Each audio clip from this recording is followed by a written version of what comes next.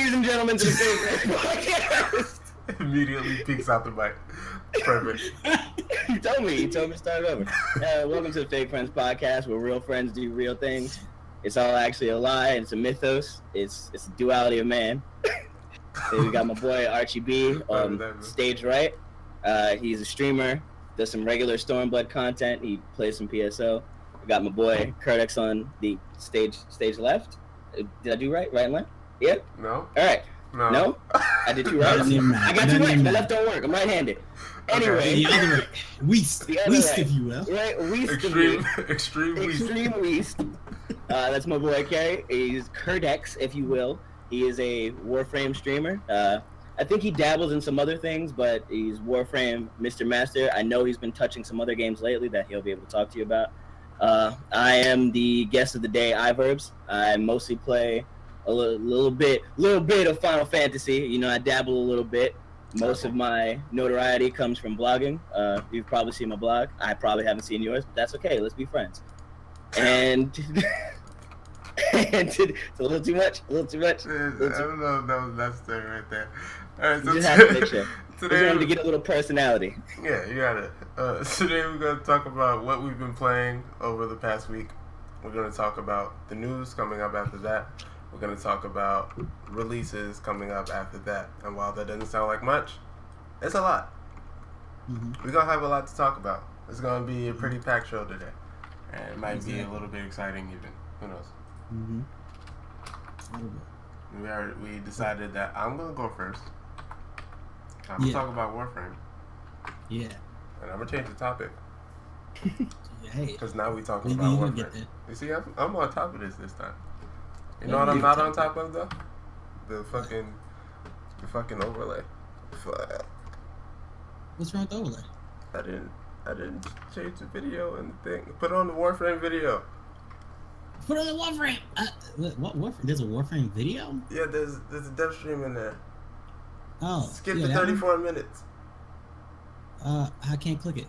I don't got rights. You gotta give me rights. I'll give you rights. See, this is why we do the pre-stream. You got. You go to, I think it's in users or something. Yeah. And you got I think there's a little icon you can click or something. Or if you click my name, I don't remember. Give control. There you go. All right. Yeah, it's a dev stream. 34. 34 minutes. Yeah. Professional lesson. Yeah. Ooh.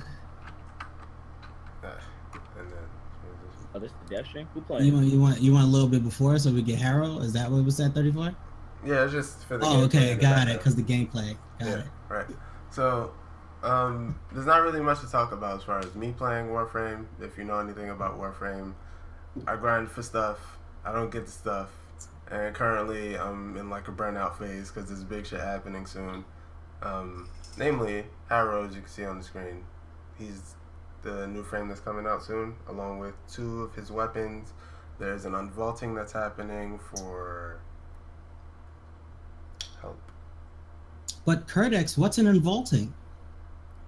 Oh, well, eventually they put primes into the prime vault, prime warframes, prime weapons, etc. They put them in the prime vault and make room for other primes to come out. Okay, then, sorry, I'm just someone who doesn't play Warframe. So as the vault is just basically, you can't get them anymore. They're locked away, and if you have them, you have them. If you don't, you don't. Exactly. Until they get unvaulted. Exactly. Like what's happening soon. Yeah. Okay. Coming out of the vault, I think is Rhino and Mag. Yeah, I believe so. Yeah. So there's some stuff in there that I want to get. Of course, I want to get Harrow. There's a quest that's coming with him, which is always great lately. Warframe quests have been top notch as of late, and I really can't wait for the even newer stuff that's coming as far as questing goes. But really, that's kind of it for Warframe for right now. There's more stuff coming in the news section. Other than that, I've been playing some MXM. It's Master X Master. It's an NCSoft game. It's free to play. It's a cross between like PvE stage-based MMO. Think something along the lines of PSO or What's another game that's like that? Dragon Nest. Dragon Nest, I guess. I haven't really played too much Dragon Nest. Yeah, But, it's an instance-based game. Yeah. Run to a little location, pick a mission, do your mission, come out the mission, pick another mission. yeah, exactly. PvP is fire. Yeah, and it also has PvP, and the way the game basically works is, the progression system for PvP is PvE, but it's not like you can't earn all of the PvP stuff through PvE. I mean through PvP itself.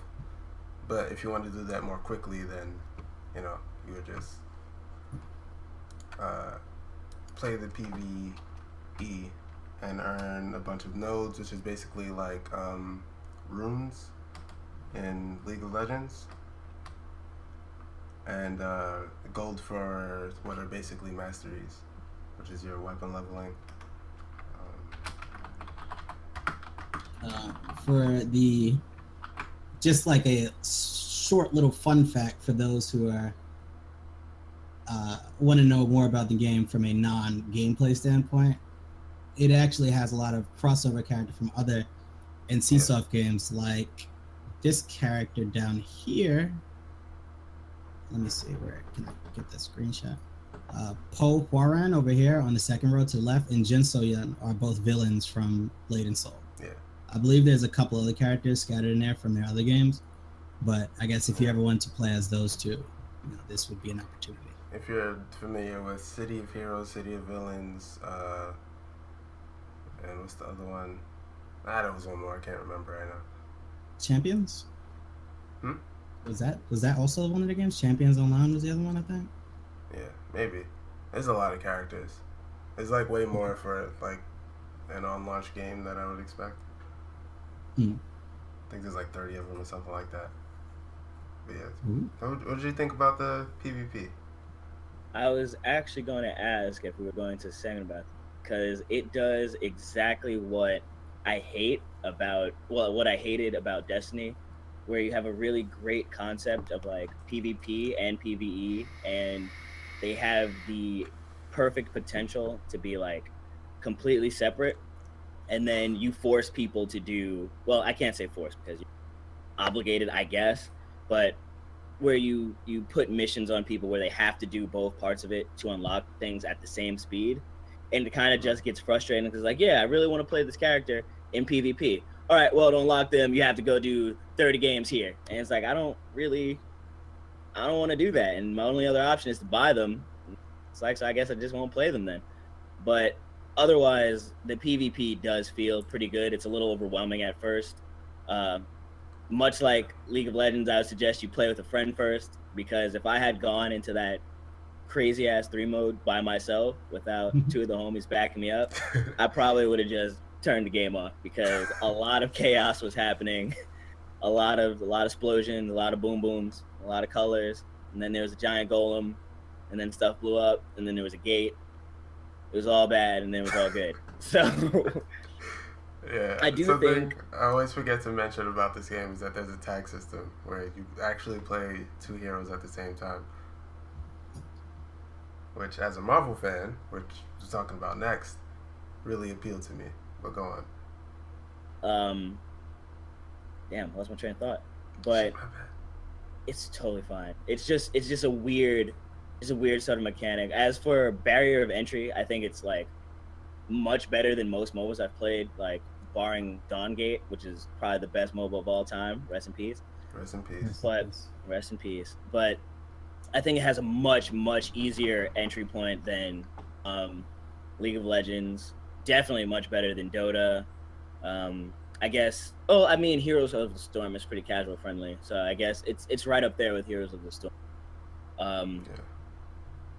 Oh, I gotta ask a question after. But yeah, I think MXM has the potential to be pretty solid. I mean, NCSoft is doing it.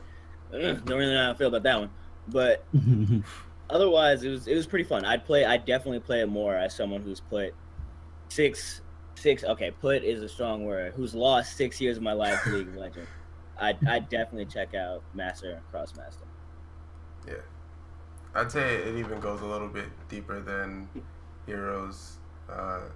the like lane mode has a lot more going on than Heroes does, and there's only one map. So I guess it kind of that's balances nice. out to put them on the same level. But Having only one map definitely makes it more casual friendly, because one of the hardest parts of Heroes of the Storm, well, at least for me, I don't know about other people, is that I really don't feel like I'm playing the game. Like, I feel like I'm playing the map, so ultimately it doesn't matter who I pick because I don't know which map it's going to be. Whereas that's where one of the selling points of League of Legends was, where you always had one set of objectives in League of Legends. You got on the Rift, you did your thing. Whereas Heroes of the Storm, I feel like I'm in some ever-rotating BS fest where if I don't understand mechanics that are very poorly explained, like the 2 Dragon Tower thing, yeah, like, I feel like if your teammate aren't all on the exact same page, then you'll never win the map, which means you'll never win the game. that's a shortcoming of that game for sure. I've never had. I can't say I've ever had like a good time playing Hero solo. Like if I'm not in a at least 3-man team, it's just not a good time. Yeah, I can't imagine solo queuing in that game, especially in rank. Yeah, I would never. Well, actually, ranked is a lot better because people jump in. Like you expect them to know what they're doing. Of course, there's gonna be those times. Don't they also tell you the map name? Don't they also tell you what map you're going to? Yeah, they tell you what map you're gonna play on before you choose your hero. So there's like there's like more strategizing and team communication that goes on in ranked that you'll never get in quick match. That's crazy. I might actually try some heroes. Yeah, because one of the bigger issues, on top of the fact of the rotating map issue, is, like I said like a second ago, you don't know what map you're playing on, and because the map is rotating, you don't know what team comp you need to deal with the situation that's going to be presented before you in a second. So you could pick a bunch of like bruisers and tanks, and then get into a little fucking map where you like actually need like a DPS to kill one of those big, or like what's the one angel with one? the Diablo one. Yeah, so you need like a bunch of DPS to kill the thing before the enemy does. Like you could defend the hell out of yours, but you're never gonna kill theirs before they get back to fight you again while you're trying to kill theirs, and then they're probably just gonna clear yours. So it's like it makes a bunch of like weird situations that could be easily solved by you just knowing what you were gonna get into. But I guess it like ruins the like party arcade mode feel of it. Yeah. Where it's like I don't really care for that, but obviously some people do. It's a fun game though. I just wouldn't like. I don't play as much League of Legends as Kyle does, but that is my preferential game because of the fact that like it's me versus the guy who I'm against, and then my team versus their team, and I always know what I'm getting into, especially if I play draft. Yeah.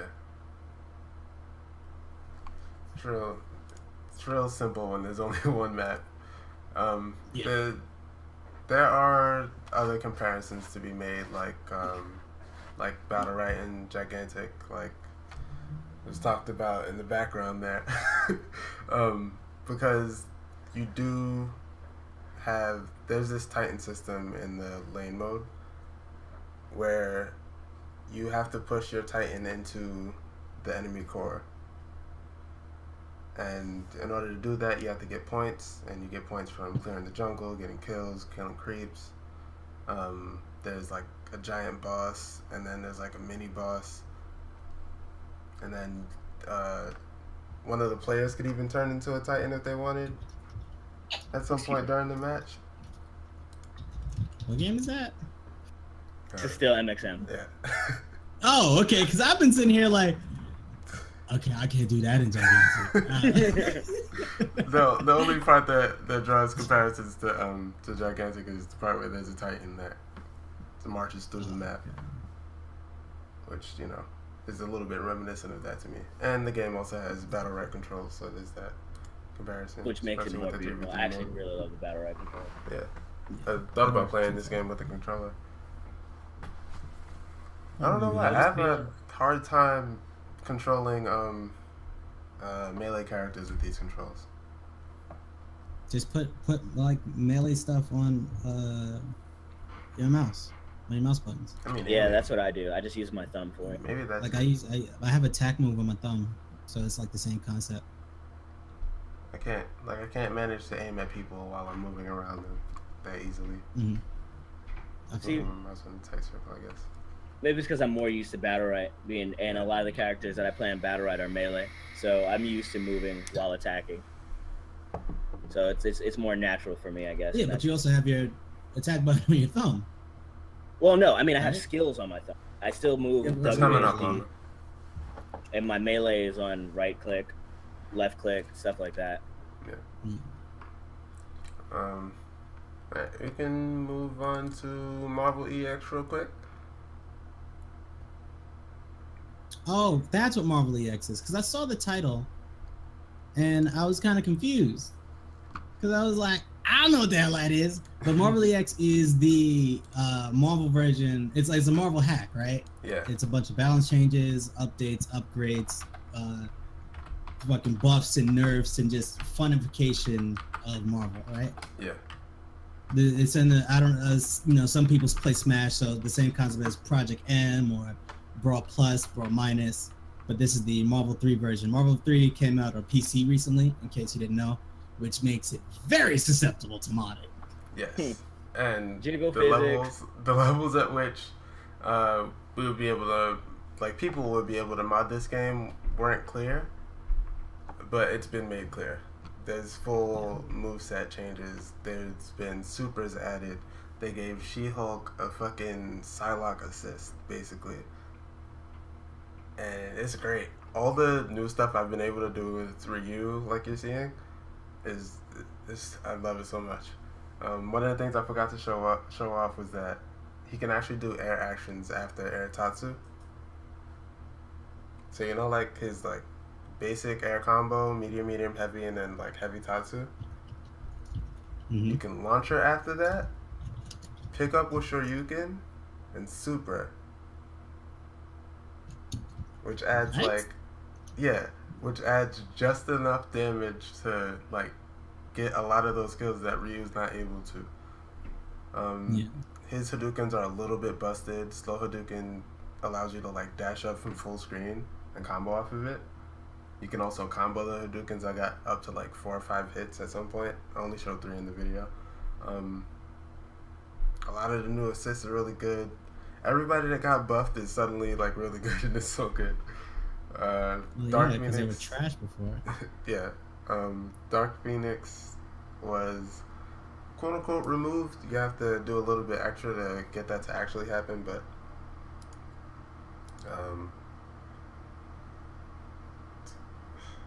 So what moderates the balance in this type of mode if it's like?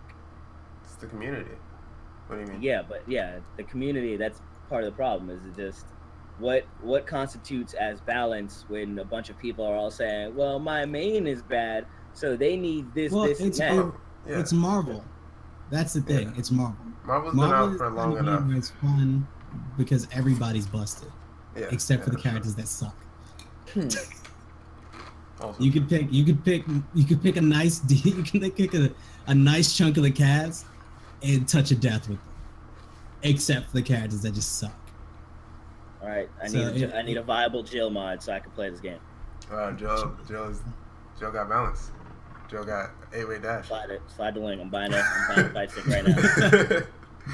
Joe got 8-way dash. He got like 3 new OTGs. Yeah, like Warrior are the best. I explained this the last time. I like 8-Arc. 8-Arc? Okay. I explained this the last time we did the podcast. I'm going to explain it again. During the podcast, we're recording this for YouTube. Not necessarily going to be addressing chat. If something comes up that's relevant and we find that, we can slightly change a talking point based on that, then we address it and keep going. But beyond that, hi, how y'all doing? But it's not about you right now. Enjoy the damn podcast. It's about you in the future on YouTube. Enjoy the damn podcast, okay? We're gonna get to the community. Love y'all. Anyway. What was that? Jill, right? She got 8-way dash. I think she has new special attacks. A bunch of OTGs. Her combos are way better. Her dash, not regular dash, her like command dash, has actual invincibility now. That's really good for her. Yeah, she along with like every other character that you would imagine is like, not that good. It's just good now. Oh, okay. That's what I like to hear. Very reminiscent of Project M, if you will. Yeah, it's I would compare it very heavily to Project M because it's they the also same. didn't like, but except for they didn't really touch characters that are good already. So like Virgil is still Virgil. And would you like to tell us how you feel about Virgil? Fuck Virgil. Anyway. Hey. But Virgil still being Virgil is now kind of negated by everybody else being good, which is perfect. Well, until somebody like takes it to fucking tournament play, and it's just like, why is this happening? Wait, it takes what to tournament play? They do a fucking Marvel EX side tourney. Oh, they're doing that at EVO. What? Oh. Yeah, I didn't know. Probably not on the big stage. Like, well, obviously not on the big stage, but they're doing it. The guy that the like head modder on this is a writer for SRK. Oh, okay. So That makes sense. yeah, It's actually pretty cool. yeah. There's no way he wouldn't be in there. I would have loved to see Project M stage instead of the Marth and Falco show. Yeah, they got a lot of airtime on the Melee streams. The regular Smash streams anyway. Not All Melee. 20 viewers. Oh, it was like it was like normal Smash viewers, So like which is 20 like viewers. high. Smash gets more viewers than Street Fighter, or it used to. Yeah, you used to. Used to. Yeah, back when Street Project 5. M was popping. I mean, I guess I'll give you that. Project M was more relevant, like what? I guess 4 years ago or so. Yeah, something like that. I feel like it didn't have a lifespan though. Yeah, me too. Yeah, it didn't have much of a lifespan. I mean, that's kind of the way of, like Fighting games, competitive mods. Yeah, I guess Yeah, fighting games games. in general. Like I remember when KF came out and everybody was like, KF is the fucking future! And then a month went by and everybody was like, when's fucking Street Fighter? I feel like it's gonna be the same way with Tekken, and nobody agrees. I don't know. Yeah. MKX was a thing for a while. Yeah, That lasted MKX longer than it should have. It did. MKX lasted EVO. yeah. That was it.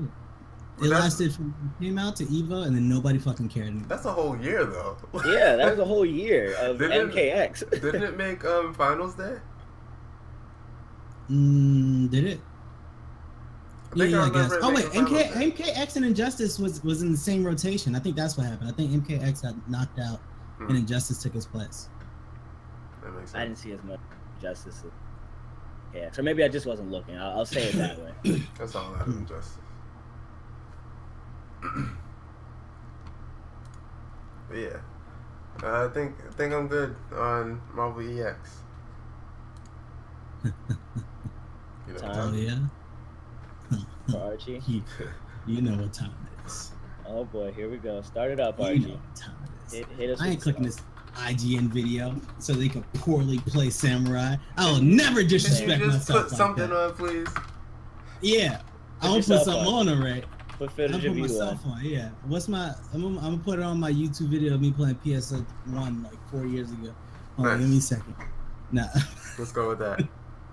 I'll click the video. Anyway, so yeah, I don't remember last time. I don't think I was level 70. No, I was level 60 something because I had just got to Kugane. Yeah, not so. Okay, so I've reached level 70. I've got all my abilities. The rotation hasn't changed too much, but I've got a couple more abilities to work with. So I guess I'll use this video to like talk about the abilities. So Samurai's biggest thing is these on the top right of the character, on the right side of the screen.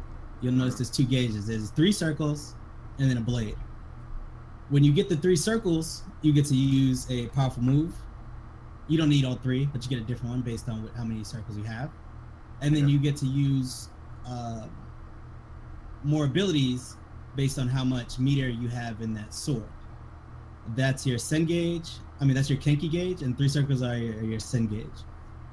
And most of the time, you'll want to build up your kenki gauge to be used in conjunction with your sen gauge. But once you hit level 50, you get some more abilities that are more worthwhile. See, like, he's playing it butt already. Why would you not power up that EI blow? I hate this guy. It's pre-release. Chill.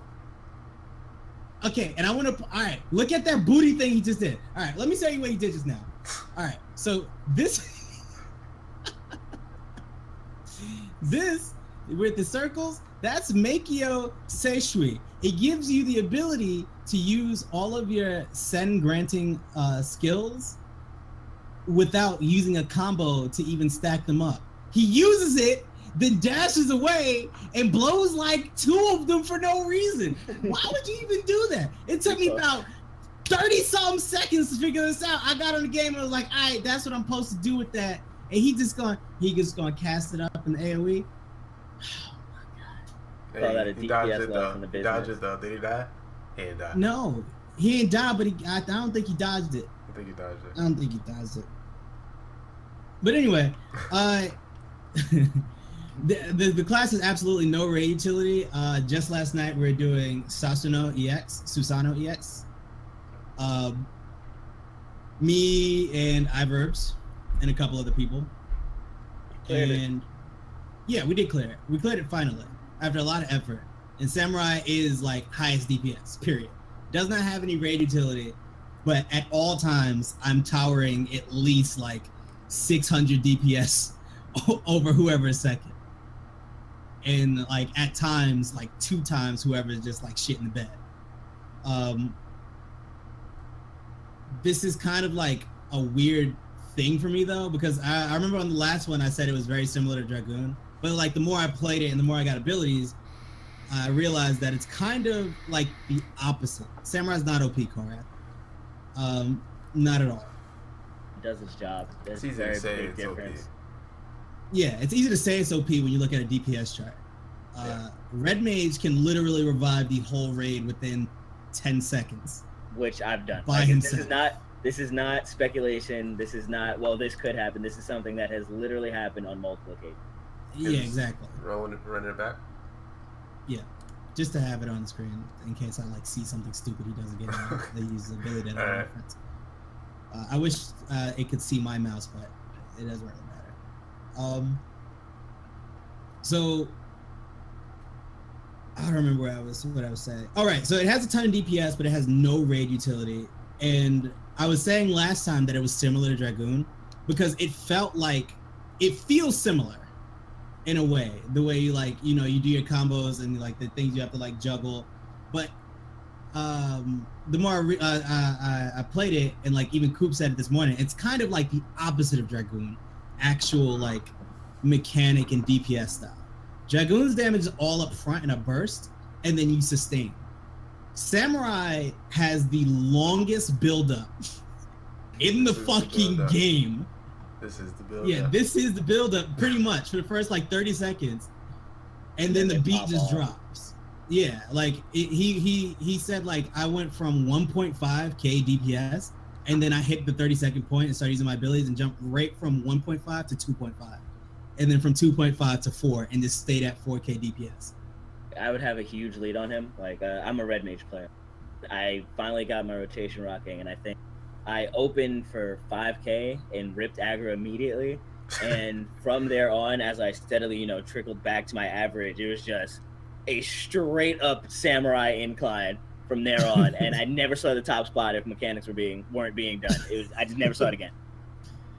Yeah, it's like it's very powerful DPS wise. Like it entirely like does the role of DPS, but that's all it does. That's all it brings to the table. And like as I'm saying right now, the DPS meter is the only important thing. People who think like that will think that Samurai is OP, but there are so many other things to take into consideration before you call something OP. I wouldn't call Red Mage OP, but they do have like, whereas Summoner was like OP because they had high damage and high utility, Red Mage is now taking that spot very easily because not only do they have the ability to res people, not only can they do high burst damage, not only can they get around, but they can also cure for pretty hefty chunks. It's not going to be healer heals, but like if somebody needs healing and the healer can't heal them right now, the Red Mage can definitely get you up to take like a hit. The only difference is, sorry, I was just saying like that's pretty strong. Yeah. The only difference is that, unlike the problem with Summoner with being able to do that, is that they didn't have to sacrifice any DPS to do it. So if you had your dots on and your pet was doing his thing, it really didn't matter what you were doing from then on. Like a swift casted raise, whatever, just throw it out there. Your dots are on. There's nothing more you can do aside from like throw out ruins. Once you start healing and rezzing as a red mage, your DPS is over. You have to start your entire proc chain over. But that's balance. Like I shouldn't be able to continue bursting, keep everything going, and res the entire party. Mm-hmm. So I think they did really good on that one. Yeah, exactly. It makes total sense. And you know, like as I'm reading the posts of people like overreacting, and you know, we have a bunch of DPS. We have a big variation of DPS in the free company. We've got 2 tanks. We've got 2 healers. So whenever I get the chance and like their max level, I say, hey, you know, how do you feel about your class? How do you feel about the changes? How do you feel about this? And like even when I'm doing dungeons with randoms, you know, I'll stop and say, how do you feel about paladin now? How do you feel about warrior now? And it's usually an overwhelming, yeah, this is cool, I like it, you know, it's better. Or like, I lost this, but it's okay because I got this. Or, you know, I can't do this, but it's okay because I can do this better. And that's like how it should be. Like everybody is basically like there's always been the complaint that Final Fantasy 14 doesn't have enough it doesn't have enough like leeway. Like you can't really, it's, you know, like you can't play a rogue and use a bow. Like that was always the first complaint. You know, you're stuck in pigeonholed into whatever class you have and whatever weapon. And then healers were like at some point were kind of like not forced to DPS, but it was always better to have the healer DPS to meet DPS checks in case your DPS themselves were just like not doing what they were supposed to do. But with 4.0, tanks are meant for tanking, healers are meant for healing, DPS are meant for DPS. And a lot of DPS can pump out some dirty numbers. And tanks can't get to the DPS that they used to, and healers can't even come close anymore. But healers can keep you alive in some really bad situations. There was a lot of times last night where I thought we were just gonna full on wipe, and the 2 healers like somehow kept us all alive.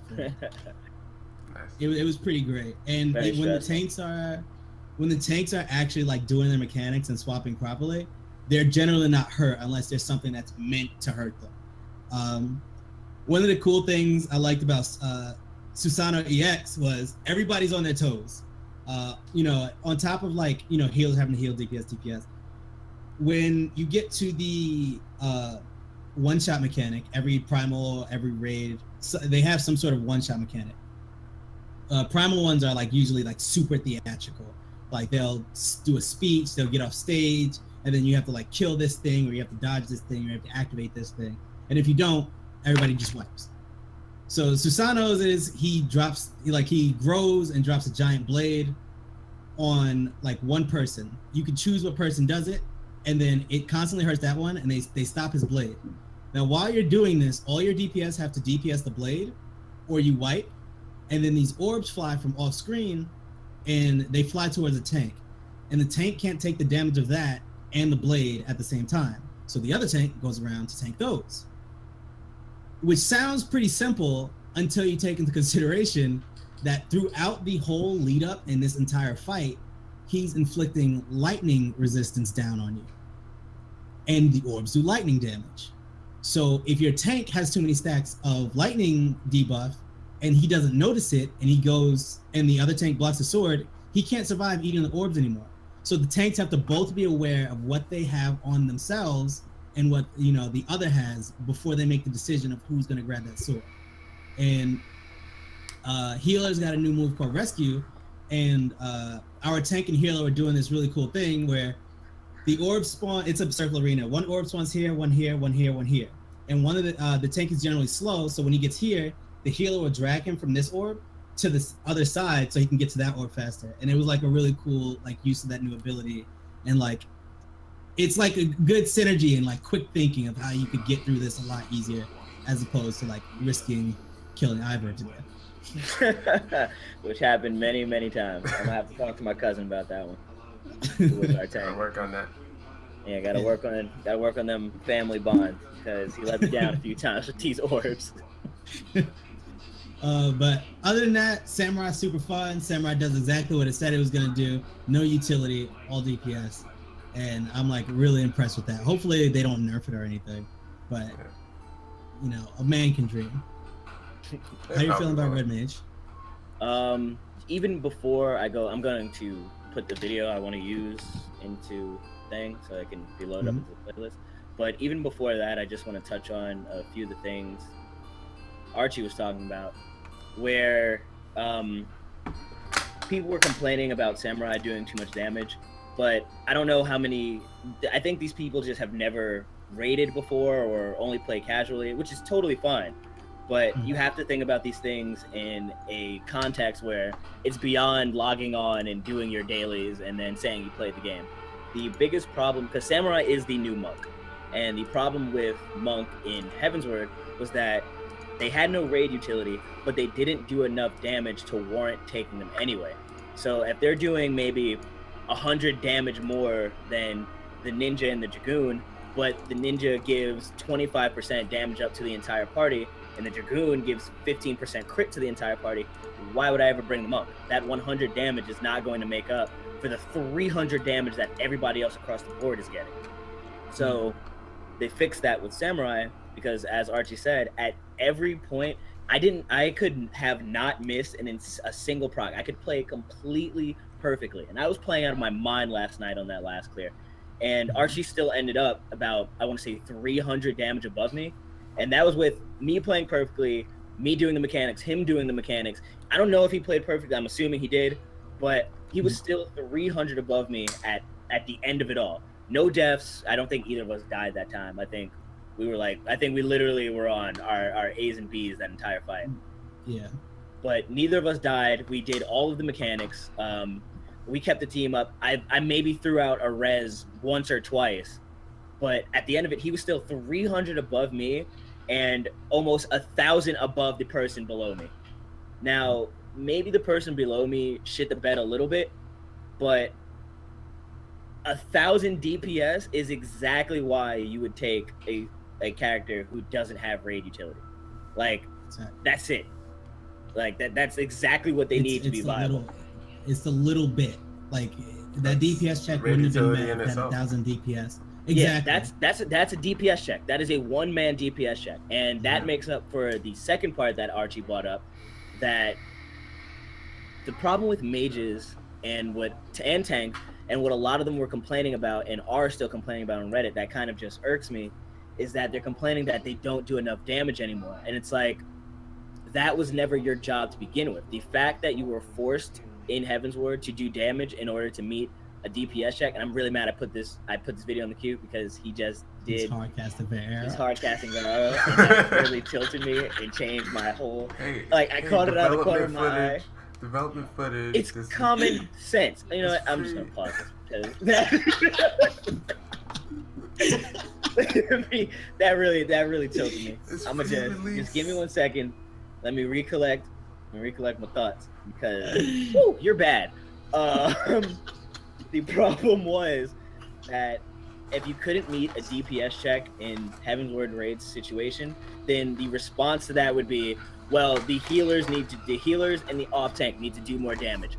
And it's like, no, the onus on a DPS check should fall solely on the DPS. That is their job. You have one job as a DPS, and that's to provide the damage needed to get through a damage phase. You don't ask DPS to tank swap. You don't ask DPS to keep the party going. You ask DPS to know their rotations and do the mechanics to get you through this. So what was happening was healers and tanks, let's say the highest DPS you can do before Heavensward ended was 2,400.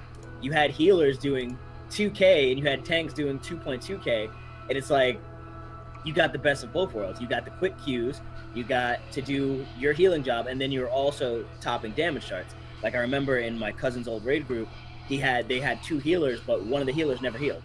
He just DPS. Like they had a solo heal, do all the content, and then the second healer would come as backup, but would mostly DPS and provide hard heals when needed. And I feel like that's a just really bad design for raids, because the casual players go, oh man, I want to play this game, I want to be a healer, and then they go into a 4-man group and they just heal, and you have people yelling, well, why aren't you DPSing? It's like, because I didn't pick a DPS. That's not what I signed up for. Yeah, exactly. Like I've always been, there's a huge divide, or there was a huge divide in the community for a very long time about whether or not healers should heal in regular dungeon content. And I'm on the side that they shouldn't, because that's not what they queued for. If they queued to DPS, then you should DPS. If you queued to heal, heal. If there's some downtime, you know, we're not taking a lot of damage, sure, you can DPS if you want to. I'm not going to force you to, because it's not your job. It would make things go faster, but I don't pay your sub. So that's just, that's just how I feel about it. Full circle. Yeah, no, that's right. Like, that in part is the most important point, though. Where it's like, it could help, yes. If you can do it, sure, go for it. But am I going to fight you about it? No. Like, I'm going to fight this other DPS for being 600 DPS below me. Right? What I'm the gonna be fuck mad are at you him. doing? Be mad at that guy. And that's where, like, healers were melding, which is like putting special stats into their gear to do more damage. They were putting accuracy in so that they can ensure that they hit targets to do more damage. And it's just like, that's really poor design wise for what healers should be doing. But now in Stormblood, all of our poor healers who wish they could DPS but are stuck healing because you don't do any damage, baby, and everything hits hard. Poor healers, they can't. Right, poor healers, you got to do your job. Oh no. Especially scholars. This is a special smile for you, scholars. Your pets aren't OP anymore, so you have to push buttons. Oh, Nice. Good Poor times guys, all though. around. Poor guys. Right, poor guys. You don't get instant Qs and high DPS anymore. Crazy. It's crazy how that works. I'm gonna go back to this video, and now that I've got all that in my system, let's go watch this Red Mage video. I might have to skip over that because that really hurt my feelings. But like Archie was saying, I do main Red Mage. It is the newest DPS mage that was added in Stormblood, and it's, as if you know anything about Final Fantasy, it is a mix of the Black Mage and the White Mage. It's got the damage of a Black Mage with the utility of a White Mage. Now, what it makes up for, and it's like incredibly short bursts of damage, is the dual cast ability. Like, they've started to homogenize what they want each of the casters to be. So you've got your summoner who uses pets. You've got your Black Mage, who is literally a standing turret of damage. And then you've got the Red Mage, which is basically your, like, jack of all trades. So he has really good burst, but he's not going to top the DPS if you're good. And he has really good heals, but he's not going to make up. Like, you won't be able to take him in front of a healer. And the general concept of him is you start off with something small, like you do your shorter cast, and then, this is actually a really good place to pause. You start off with your smaller cast, and then you use that to dual cast, which is instant cast, your big spell. So what you see on the screen right now is the balance gauge. Every time you do a spell of a certain aspect, it fills up one side of the gauge. Start at 0. Your white side is your white mana. Your purplish side, I don't know, I'm colorblind. That's purple to me. It's blue. It's blue? Is blue purple? Yeah. Colors are dumb. But that is your black magic side. And your general goal in the entire fight is to keep these as close together as possible. Now, if you don't keep them together, then you run into a problem where the other side won't build up anymore. So the way he has it at 68.99, in order to do your full combo, you have to be 80 on both. And because he's capped out on black, it's going to take him 2 more rotations to get that white up, which means he won't be able to do his finisher for 2 more cooldowns, which is, if you're doing a DPS check, that's pretty much the difference between failing and passing it. So that's where a lot of the intricacies of Red Mage comes in, where figuring out which of these two spells I can use at the right time to make sure that my two aren't balanced. Like sometimes you have to fish for a proc, which is just throw out spells and hope to God that you get a proc on the color that you need. And this is it. I've managed to skip to it perfectly. This is a 4-second cast. That's Verero. It builds up your white, but realistically, you would never want to throw that out first because it takes so long to cast that it's not worth the potency that you would lose from getting two spells at the same time. Now he's doing it right where he's throwing out, oh God, he impacted into Jolt. Oh boy. Jolt builds into Impact. So Impact, it gives you 6 mana on both sides, and you basically use that when you have no other elements up because, you know, it keeps your balance going, it has good damage, and it always leads into a color proc. And that's what you're going for. You're going for a color proc at all times. So you'll use your 1-second skill, fish for a color proc, and then go with that. And once you get 80 of both colors, that's when you go into the melee combo. Otherwise, you don't get the enhancements on it because it's a Spellblade. Spellblade is magic enhances all of your weapon strikes. So you get to your 80, you build it up, and then you go in for the kill, so to speak, in a very fancy and grand and beautiful. I love this class. I love this class. Sounds like you might love this class. I love this class a lot. And I feel like a lot of people need to just get some experience in raids and just learn how to play their class in a setting that isn't AoE down this mob right here and then fight this boss for 30. It's you really get some amazing perspective on what your classes can do and what actually makes classes strong. Oh God, I have to pause this. Okay, no, he fixed it. Okay, yeah, and he stopped it too. Smart. See, that's learning. That's what we call adapting. That's what y'all got to do in a raid sense. Just you got to adapt. Yeah.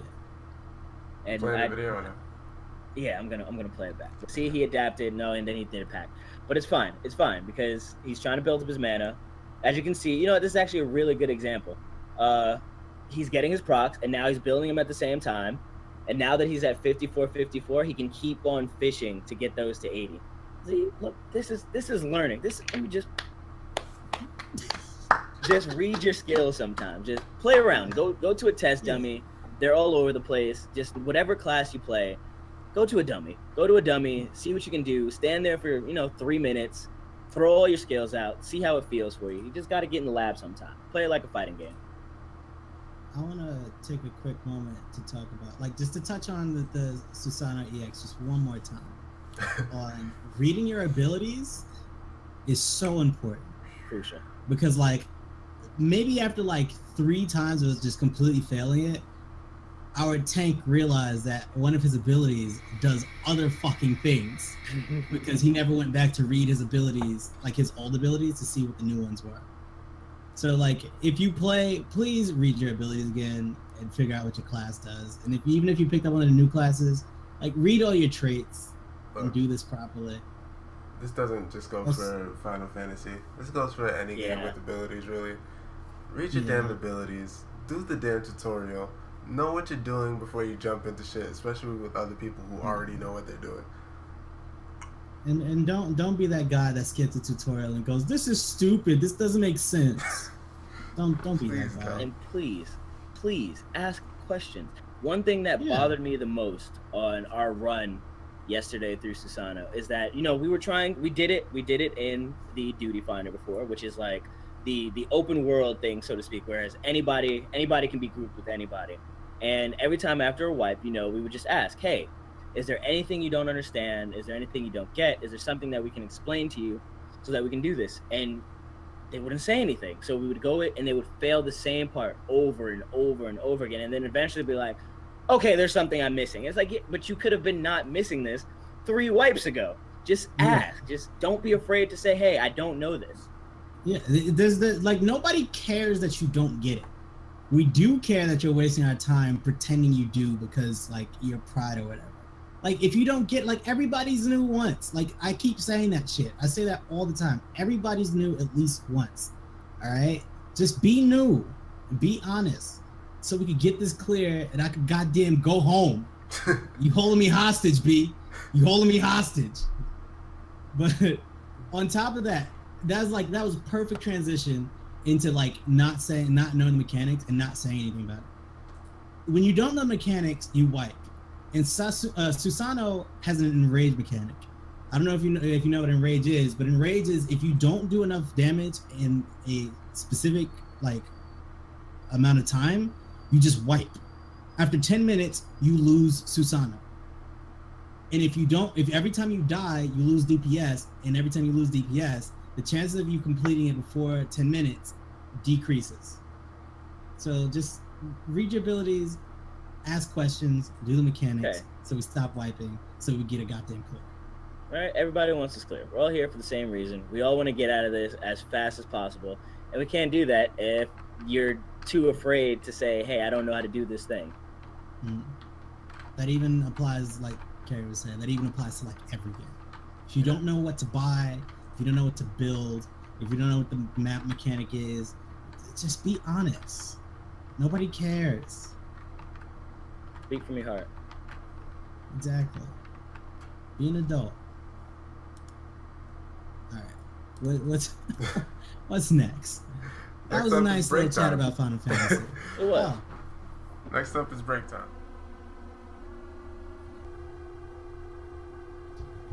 Welcome. All right. If you missed anything, if you're new here, I'm not looking at viewer counts or anything. I don't know who's here. With last segment, we talked about Warframe. We talked about Master X Master. We talked about Marvel EX. We talked about Stormblood. That included Red Mage and Samurai. We talked about Susano and Whiners. And the fact that Stormblood actually balanced their game properly. Not Stormblood. Final Fantasy, Square Enix actually balanced their game properly. And how much Kyle loves Red Mage. Next up is news. What's happening in the news? What's going down? Well, unbelievably, Dow's stock has gone down 2%. Shut up. Anyway, Steam Summer's there. Hide your wallets. These games are damn near free. Damn near. Not quite. Hide your damn wallets, cause like this is stupid. This is stupid every time, and I'm always amazed. Fucking Shadow Warrior is 90% off. Oh, that's free. That free. game costs less than coffee, depending on where you go. Marvel vs. Capcom 3, a game we talked about earlier, is 40% off. A thing that I forgot to put on this list was that Final Fantasy, the starter pack, is I think also 40% off, making it $15. That game is literally that shit is always on fucking sale. Yeah, that's what I keep telling people. It's so much money, nigga. It's always on sale. I didn't realize that. Jesus, you have one job. I don't know. Not literally always on sale, but like this shit goes on sale like every 2 weeks. And like it'll be like, hey, it's summer solstice. It's time to go on sale. What day? Well, this is a good rice harvest. Final Fantasy 14 is on sale. Right? Oh shit! I just ran out of deodorant. Final Fantasy 14. 50% off. Let's go. It's 20% off right now. A stick of deodorant, you can buy Final Fantasy 14. It's actually a little more expensive. Ran out of games. Don't want to look at your Steam library. Final Fantasy's on sale. Right. And that it is. It's at $15 right now. It's pretty good. Saints Row series, one of those games I played 100%, did it all on stream. It was actually really fun. I didn't expect it to be. All those games are 75% off.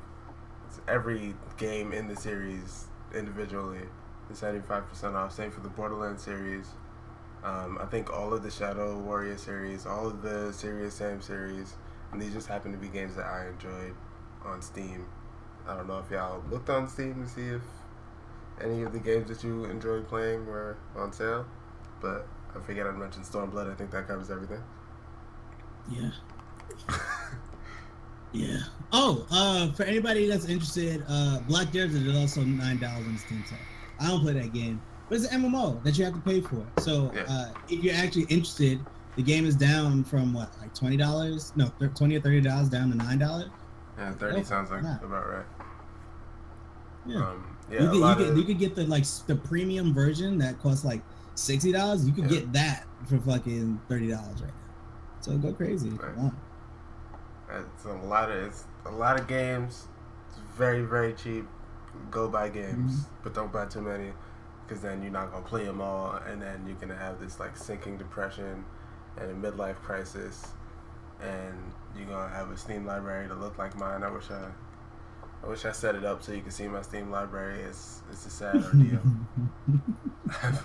I have hundreds of games. I haven't touched many of them. It's bad. But I'm working on that. Moving on from the Steam Summer sale though, Sega Forever is a movement that's bringing retro Sega games to mobile, which is like not that huge of a deal because it's only been Genesis games so far. But Ultra Beast. Yeah, Ultra Beast is definitely on that list. So is original Sonic, which is previously available on mobile. Kid Chameleon and Phantasy Star 2, which I barely knew was a I think that's known as the good one. Yeah, it has to because it seems like they only put good games on here. I don't know what Comic Zone is. Comic Zone is a beat 'em up. He plays this like, I think he was black or something. I don't know. Hey. He plays this dude writing a comic, and then like the comic comes to life and something, and it's got a cool like grid system, like when you play in a beat 'em up and you go to the next zone and you run through that door that says enter. Yeah. In this game, he like jumps to the next panel. Like he'll like look down and then climb off the panel and jump into the next room. That's pretty Or sick. like a boss will like jump through the comic fucking background and fight him. That's pretty sick for a Genesis game, which I'm assuming it is. 32X? Or? Yeah. I guess. It sounds like a 32X. Either way, that's the thing. All these games are also free, as far as I know. Free to play. I'm sure it'll be either riddled with ads or maybe it'll be like a arcade system where you gotta buy quarters. I don't know. That'd be awesome. I don't know, but yeah, that would actually be pretty sick. 25 cents for another life. I'd probably be down with that. But yeah, not much else to talk about there. That's coming out, I think, on the 30th. Like all these games are coming out on the 30th. Next up, though, we have Rockstar backpedaling on something we talked about last week, I think, which was Take-Two shutting down mods for GTA 5. It was worth noting. I'll explain to you what happened. It's worth noting that we didn't talk about Rockstar's stance on Take-Two taking down mods because there was nothing that was said about it. It was like, this is Take-Two's idea. And now Rockstar is stepping in. Basically what happened was Take-Two decided it was a good idea to shut down all of modding pretty much for GTA 5. Which, as of right now, in GTA 5's lifespan, is all the game is good for, single player wise. There are the people who play, GTA Online, but there are no mods there. Nobody makes mods for GTA Online. That's not allowed. It's cheating at that point. Yeah. And Open4 was basically getting shut down for, quote, enabling recent malicious mods that allow harassment of players and interfere with GTA Online experience for everybody. Which, as far as anybody knows, that was never the case. Not from, Open4's perspective. If someone else was modifying Open4's software to, make it so that you can use this stuff for online, then, that's not really in Open4's hands. Which is the modding tool for GTA 5. So Rockstar decided to step in and was like, hey, y'all don't got it. Stop. Y'all gotta do That's that. kind of strong. Don't worry about it. We're sorry. Yeah. It's basically saying use your mods, but don't do anything online. Which, you know, yeah, 100% fair. Which no one was even doing in the first place, as far as anyone knows. Like, I'm sure there was some D-bag somewhere doing course, it, because that's just the law of the internet. But there were cheaters online, but does it have anything to do with, you know, open source development? No. I think that's just something you have to accept I think that's one thing you learn early in online games, is that if somebody can find a way to cheat the system, they will. Yeah. Like, that's just the nature of video games and the internet in general. Yeah. And then that's pretty much it for that. Mods are back. What do you fucking do? I have GTA 5. I haven't really messed around with mods too much, but I gotta get into it. But if you want to play as SpongeBob, go ahead. This is your chance to shine. Yeah, I want to play as Iron Man, really. That's what I want to do. Really? Iron Man? That's your choice? You got all these mod options and you go Iron Man? Because Iron Man works so perfectly in the GTA universe. Is it because he's a scumbag? No. There's a whole flight system. You got rocket launchers. Okay. You got lasers. You know what? You got it right, he does. You go ahead and play that Iron Man. Who am I to tell you how to live your life? They got helicopters. Don't pay yourself. For the, you know, you can integrate all the aircraft into his, like, movement abilities, and actually just turns out working perfectly. That's your immersion right there? Superman would also work kind of nicely, but what the Superman? Really? Hey, get it how you live, okay? Stop judging. Yes. Don't pay this up. Superman is a whack-ass superhero with all the powers, and he's unbeatable. It's whack. I don't want that. He's the main character. He's boring. He's boring. That's not true.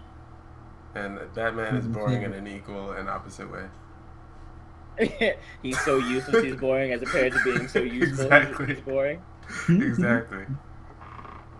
Superman has all the tools. Batman has, I guess, kind of quote-unquote all the tools, but none of the powers. He's got all the tools they're willing to write him to have. Yeah, exactly. For every situation that he's always prepared for. He's a master strategist. Yeah. At least with Superman, from the beginning, they were like, yo, my man's is mad powerful. Mad powerful. Yo, you don't even know. Dumb powerful. Yeah, dumb powerful. With Batman, it was like, yo, my man's is rich. How would it be Darkseid? Dumb rich, bro. Dumb rich. Dumb rich, bro. I feel like Batman is a bunch of what else's, where it's like, all right, now imagine this dude who had his parents killed. Okay, and he's rich. What else? Okay, he has a butler. Oh, okay, but what else? That's it. That's it. You get one. That's it. He got all these gadgets. Oh, how does he make the gadgets? He doesn't. He pays for them. Dumb rich. There you go. You got that. Doesn't matter. Doesn't matter. He got him. Does nobody question why they're making these gadgets? I don't think you're understanding. He's rich. Some of them are mad Pacific too. Yeah. Like, right? some of them do some real particular shit. Yeah, you're right. Who is he commissioning that hasn't figured it out? Because if Batman, I'm pretty sure it's Tony Stark. Let's be real. What? Gotham City is New York at night. Let's be real. So Tony Stark just rolls up. Not Tony Stark. Bruce Wayne just rolls up to a random company. He's like, "Hey, I'm gonna need you to make 20,000. I'm gonna need you to make 20,000 Batarangs." That's really stupid. What? Why would I do that? Don't worry about it. Here's $20 billion. All right. Right? I mean, I'll make whatever you want for that $20 billion. In which case, it all makes sense, actually. Yeah. Who's gonna turn that down? Yeah, this people is like, it's the same people who make. Never mind. I was just about to take a real left direction, and let's save that for not on this podcast. Not on this podcast. Yeah, let's change about this to get into some out of commission territory. All right. Yeah. The real topic for the news here, the big one, is the void glitch situation on Warframe. Woo! I've been waiting for this one. So basically, Warframe did pretty much what Take-Two did with Open 4 and called the cease and desist on all of his data mining on Warframe. The reason for this was there was some damaging information that was getting out, and it caused things like people being able to like put Excalibur Umbra on their profile, which is obviously like a huge no-no. That thing's not out yet. We don't know what that is. It was spoiling the story for a lot of people. There was like, you know, break-ins here and there, like nothing major, but still like pretty dangerous to the IP itself. The other things that the data mining provided though were things like drop rates, stats, confirmations for like what will be coming out, and actually a lot of times exposed some bugs whenever, you know, the community was like, hey, this doesn't seem right, why is this not working? Void Glitch would go in and be like, this isn't working because it doesn't exist. The thing that you're looking for is literally not on the drop table, and then DE would go in and fix it. Which, you know, that's a pretty big deal, I think. But there's also the other side of it, so it's kind of a, like, I don't know how to feel about it, because if DE doesn't decide to be more open and actually be honest about their drop rates, for example, apparently they said at one point that Forma had a 15% chance to drop in this location, and after some data mining it turned out to not be true. Turned out it was 2.3%, which 15% sounds fair. That's really, see, it's like when you word certain things like that, and when you, especially with the Warframe community, everything to them is an intentional attack. Okay, Warframe is a game that's full of bugs at every fucking turn. Them adding something to the game and putting the wrong drop rate isn't fucking far-fetched. Them putting something into the game with a certain drop rate, changing their mind about the drop rate and not changing it, is not fucking far-fetched. This was during a time though. This was during a time though where like 2% and like negative, like not negative, but less than 1% drop rates were actually a thing. Oh yeah, for sure. Like drop rates were not fair around this time, and they claimed that they were fair, and then they turned out to continue to not be fair. Like it's a lot fairer now, which is why they should have no reason to not just put out the drop rates. But back then it was, you know, there was more reason for it. I completely understand at this point. Now, I don't play Warframe, but I look at this from a more like business side of it, I guess. Yeah. But I just personally don't believe a company is forced to tell you anything about it, because isn't Warframe like a freemium game where if you can get the drops to build it, but you can also just flat out buy them? Yeah. Well, yeah, the people who are going to buy them things, are yeah, going to there's a buy lot of them, things you regardless can't of what buy. the drop rates were. They could be 0.1%, they could be 50%. If somebody's going to buy them, they're going to buy them. Yeah.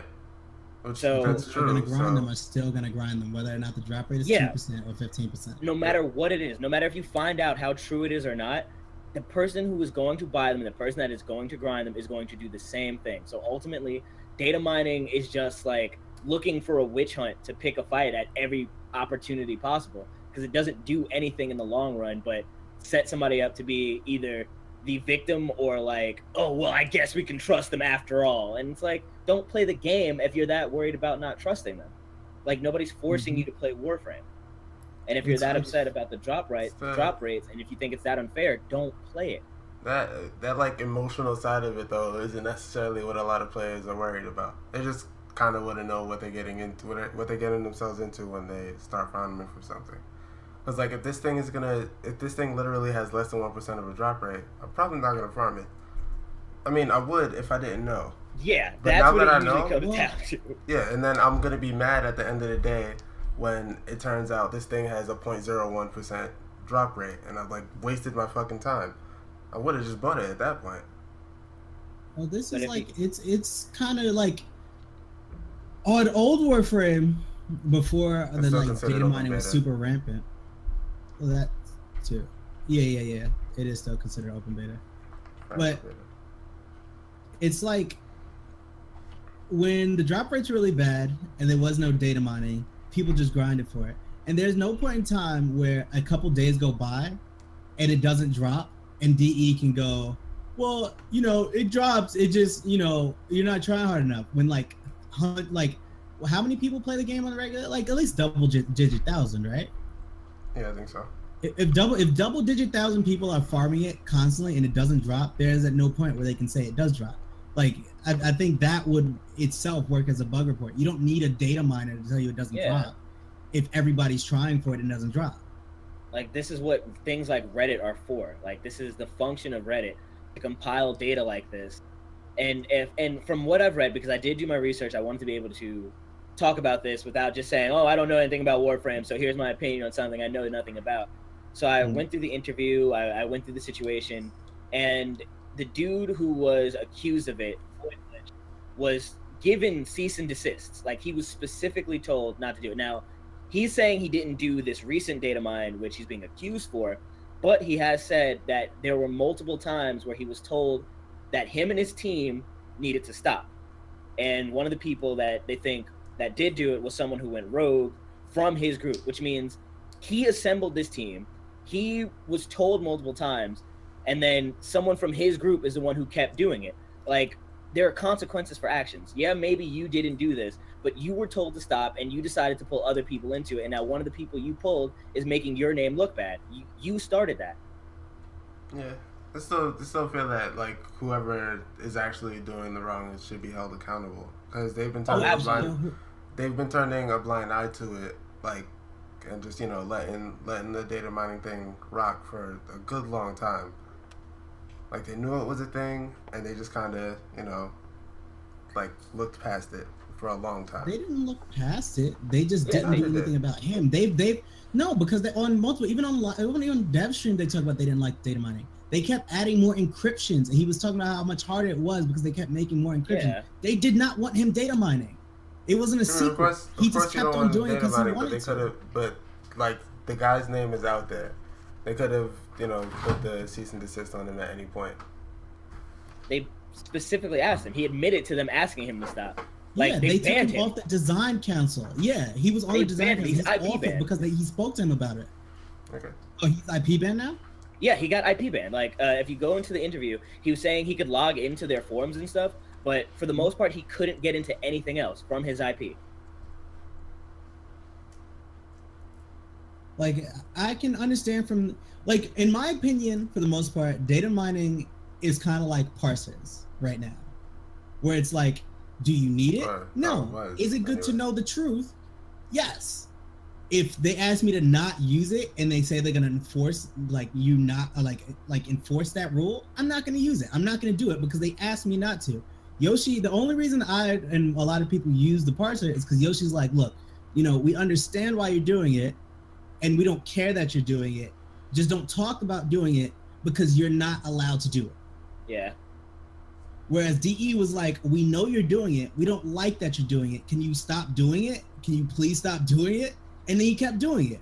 And again, he gets his group together and everything goes to shit. And then like now he's like a martyr, like unbanned Void Glitch because he did a bunch of shit he wasn't supposed to do, but he didn't do that one thing that was really bad. Yes, he may not have done this last one, but all of this leading up to it, like, you made this bet. You did this. You fought for it. You advocated for this. You said all the reasons why we needed to do this. And now that something has happened, now that something bad has come out of something that you did that you were asked not to, this is your cross to bear. You have to deal with this. Yeah. Do you disagree with that, Gary? No. I'm not really even arguing for Void Glitch. I'm arguing for why like players need drop rates. Yeah, that is not an argument at all. I think like this is entirely Warframe's responsibility to put drop rates in the game. Yeah, like, but the only reason that you wouldn't tell people, the only reason you wouldn't tell people, like, give people your drop rates is if your drop rates weren't fair. And the drop rates weren't fair before. They definitely weren't fair before. Like, if they put those drop rates out, like, back in the day, on their own, people, like, wouldn't even play the game. Like, why am I gonna farm for this if, like, it's a 0.02 fucking drop rate? like Frost Prime was. Um, But currently, drop rates are completely fair across the board. No matter what mission you go into, all the relics have the same drop rates. If you make a Radiant Relic, you have a 10% chance to get that rare drop. That's always the case. And there's like just no reason to not tell players that. wait. If it's fair and all things drop, so why do we need data mining? Why do we need now? data mining? We don't necessarily need data mining, but I'd still like to know what the drop rates are. Is my point. That's But why if I'm Okay, so it's a luxury, but we can live without it. exactly. Okay. But I can agree with that because something as similar long as- recently happened. as long as Well- drop rates continue to be fair, is my point. Yeah. Okay, what do you Well, consider fair? Because something it's like- similar. Sorry, bro. Yeah. No, you go first because you were gonna say that earlier. Something similar happened in Final Fantasy, where at the end of the last expansion, Heaven's Word, they added weapons of a higher tier than the like best weapons in the game that you had to do either a like 2-week long quest that if you were on every single day, or if you rated your heart out, and it was a higher level than both of them. But the thing was, it was completely random to drop, and Reddit went absolutely apeshit about it. Now, Square didn't drop any. They didn't drop any drop rate. They didn't say how hard it would be to get. They gave you a list of things that would result in it dropping, and that was it. And because the Reddit community is what the Reddit community is, people went nutty about how this was the stupidest idea ever, and how Square didn't know what they were doing, and how Square didn't understand their job. And then the weapons were released, and everyone realized that this was the most tedious grind, the most luck-based BS of all time, and no one did it again. No one ever did the quest again. Why? Because there's a very, very thick line between what should be considered fair. If you really wanted that 280 weapon that was better than everything else that you were so scared of, then you would have put in the hours for that 1% drop. But because you didn't want to do the work, you wanted it to be handed to you, it's now unfair, or it's not worth it. Is that not work in itself? 2 weeks of fucking grinding out a quest, being on every day? Yeah, that sounds exactly. like a lot. That is a lot, but it's For a not a premium 1% game. drop, It's not though? a pay-to-win game. So there's no other alternative than to do that I think that's 2-week even worse grind. for a game that you're paying for. It's What? a different. It's up to you what grind you Yeah, want to you do. can Though. do it any way you want. You can raid. You can be good at the game and raid and get it off of your own skills, or you can spend okay. So days trying to there's get it. Other methods Yeah. of getting Like if you were to get your relic weapon, unless you were gonna grind out your relic weapon at once, every time a step comes out, it only takes about a week to do if you Yeah. really try for it. If you're willing to Okay. put in the time. Yeah. And it's the same thing. If you're willing to put in the time for this newer, greater weapon, it's probably take about the same time as getting a relic weapon. Like it really doesn't change that much. But to touch on real quick about like freemium games and drop rates and shit like that, what I noticed is a lot of people on Reddit want things that are in Chinese and Korean like laws about MMOs, but they don't want to do Chinese and Korean grinds that coincide with the laws. So I don't know if you guys know, but I don't remember if it's just China or China and Korea, but you are legally obligated as an MMO company to release your drop rates if your game is free. China. Because like you have to. It has to be available. They did the same for so that Overwatch, so it might even be including paid games. Wait, really? Yeah. They did Yeah. the loot table Oh, no, for not- Overwatch? They did. I mean, I think it's non-subscription game. Any game where you can buy a loot box, any game where you can buy a gacha. Yeah. You have to release the drop rates for every item. Any game You have to release the drop rates for the gacha. Nothing can be a mystery because you have to pay for it. And what goes with that is also in China, there's a fucking curfew on those games. And also in Korea, those things cost more money. So it's like you pay out like those shits are expensive. That's why people are bugging about Perfect World. Perfect World actually uses that. That's their actual system because they're a Chinese company. Where you see their drop rates, yeah, and you will see that they're 1%, or you can pay the $20. And it's like I'm sure they like want that, like the idea for Warframe, but then they probably also wouldn't want those prices and shit on Warframe either. So it's like you can't really get both. Like there's no real reason for you to have that in the first place. The drop rates aren't that important if you were actually just gonna grind it out. Like it's the same way like certain people are gonna play healer and certain people are gonna play tanks, and certain people are just gonna play DPS. Certain people are gonna buy their shit, and certain people are gonna grind their shit. And if people who grind their shit also just have the money, they're probably gonna buy it. But people who buy stuff are never gonna sit there and grind. Yeah. Me. There was another thing that I forgot to mention that players got from data mining in Warframe that was like maybe not considered to be the most important thing to any player, but as someone who likes to go for the primes, like day one, the new primes when they come out, they don't tell you what relics the new primes are going to be on, or where to get the relics, or like most of that information is like just you can't find it until like somebody does it. Yeah. I'm assuming until enough players play and manually collect the information and manually like put it on a chart or something, and then you can find out what mission you go to get the relic. See that's different. And, like which relics they are in the first place. But that's a recent thing, because so I don't know if you remember on the keys, they used to put out the information about those keys day one. Because the keys were random drop, and the keys had a bunch of shit on them, and the keys just gave you random shit. Whereas with the new relic system, it's a scavenger hunt now. The keys can only drop 6 things, and the 6 things have designated drop rates. Yeah. So it's a community game. They want you to get together and say, okay, well, it's on this relic, and they want you to get together as a team to figure that out. That's purposeful. Like that's an actual part of the design. Well, I think that. Enjoy that. Like they want you to get they know the Reddit community is tight knit. They know you're gonna get on Reddit and post it. I mean, it would be easier if you could just go on the forum, but like you guys are gonna talk about the shit on Reddit anyway. So like, where's the fun in that? Yeah, I guess so. But I don't know, I'm used to just being able to jump in and start farming from jump. Like there's always the and people even who then, like to be like the world's first people. Not even necessarily going for that. I just want to be able to go start getting my shit. Well, and yeah, like go to random missions like and see if maybe I'll get this drop this time. Like I have I like the idea. Sorry. Go ahead.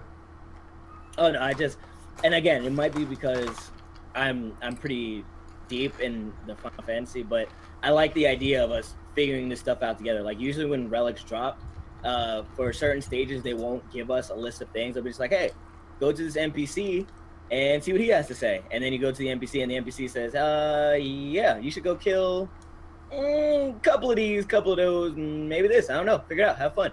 And then the whole community kind of just goes, all right, so I got this from this, and I got this from this. So we should go do this, and then this will be this.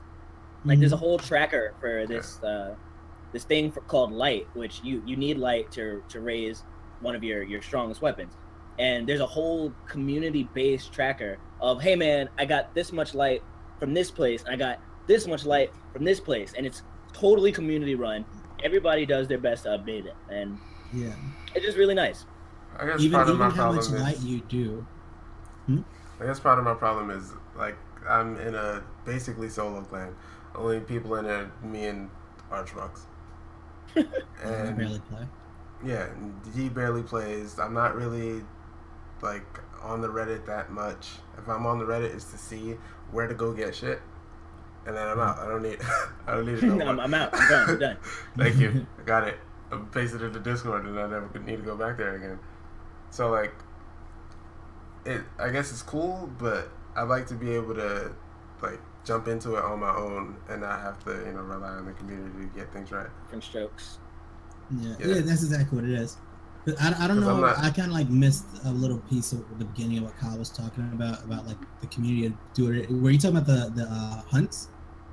Not even just the hunts. The light tracker app. Okay. No, there's like you should have went with the fucking hunt, the one where you got to talk to the NPC, and he's like, we've seen the sightings of this thing, and he like attacks miners on like this certain time of day, and you can go and as interactive as that. I would be on it. Yeah, that's fair. But like you like legit, it's like they basically for all the S ranks, they don't ever tell you how to spawn them. Word. Some of them just spawn. Some of them have like a riddle. Some of them say, oh, we've seen this creature eating this creature at like this time. So you go there this time, you kill as many as you can, and there's a chance that it'll pop. Or like this thing attacks miners that are wearing this, and they gathered this. So if you go there at this certain hour and gather this specific item, there's a chance it'll summon the thing to come attack you. And sometimes just be like, smiley face, that's it. That's your whole hit. What you got? And that sounds really cool. Like if Barrow came down and was like, hey, Tenno, we got some new relics out there. I don't know where they at though. You never know. Here's a hint. Like, that would be cool. But currently the method is jump into a mission, see what relics you get, jump out of the mission, jump back into the mission, see what relics you get, and repeat until you either don't get one of the new relics or you do. Or you die. Yeah. And then you like do that for every tier of relics. There's 4 different tiers of relics, and that's just like it's a damn headache for me. It's not, I can see that. If you don't have like that whole NPC implementation of like here's a hint. I don't even think it's just the NPC implementation. I mean that's mostly it. Just like it's somebody there to talk to you about what's going on, versus just like it's part of that, and partially the community and the devs not agreeing on a lot of things, and the devs not trying to step on any fucking thorns, and the community constantly demanding more. I feel like if they added an NPC that came and did that, a lot of people would be pissed off that they have to go talk to an NPC to find out where the relic was. Where it was like before it was a non-factor and it didn't bother anyone, and you could still do it the same way, but now they have like something new to attack. Like that's what seems to be the case with the Warframe community a lot of the time. That part of the they add something and it either hits or like it misses, and there's like so much ire, and it's like it didn't take anything away. That's the browsing part of the community that's total trash and nobody cares about. Which is why Riven's they're still anywhere. Loud, and they're still upvoting Void Glitch still not posts. Going anywhere. They're still doing their Void Glitch posts, and Void Glitch is not coming back. They're not just gonna start allowing data mining again. Like nobody cares about those people. Not DE, not the rest of the community, not even Reddit. Reddit's probably gonna start. You can't say that Reddit doesn't care about the community when the shit is on the front page. When they're literally doing calls to like Reb on Reddit, when they're DMing Reddit, when they're on Twitter sending her death threats and shit. You can't say they're small when they're like literally destructively interacting with the community. They're small and they're loud. They're small and they're stompy. That's a problem. And it is a problem, and they're gonna get shut down in no time at all. They're going to be shut down, but the people who are supportive are always drowned out. The people that are supportive are never loud enough. The people that are supportive are always hanging out quiet, reading the Reddit posts and not posting. Yeah, they're the lurkers, and that's part of the problem. Yeah. Again, I could always say this for other communities as well. Oh, yeah, certainly. Oh, League of Legends community for one. Yeah, even Final Fantasy community is doing that right now with things being OP and fucking...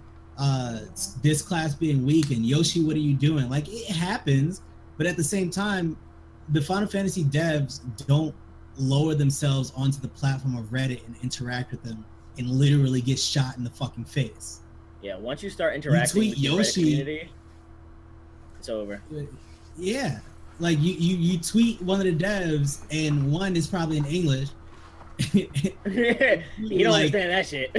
Yeah, like they probably have like a community manager like reading through it, and it's not directed at them. Reb is the community manager and directly gets in there and just gets shit on for it. Steve is like one of the lead devs, gets directly in and gets shit on for it. It's like there's no. I think that's what I was talking about last night. It was like that was the point I forgot to make.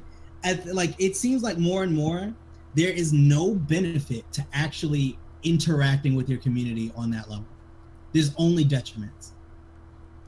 There's no benefit. That's actually something Riot learned within the last 2 years. Is now that they have, they used to have Riot team members, like people with the Riot icon, who worked internally with the playtesting and stuff, and got on Reddit.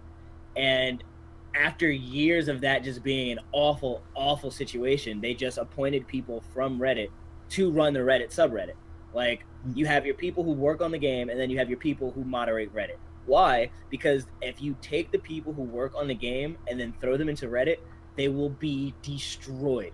Because Reddit doesn't know what it wants, because Reddit doesn't know anything. They just talk. They're a quiet, they're a small, like, minority of the people, but they're a loud minority, and they circle jerk like no other. And there's no benefit to interacting with them other than to give them peace of mind that somebody's listening to, like, their rabid bullshit. Yeah. It's just not worth it for anyone. And it's not even, I don't even think it's like that, like it's a consistent like base of people, except for Broseem's fans. Outside of that, it's a fucking dickhead. Outside of that, it's just like waves of people who don't like a particular thing and find that people who don't like stuff go to Reddit to talk about it. Absolutely. Because people who don't care play the game. Like, exactly. Yeah.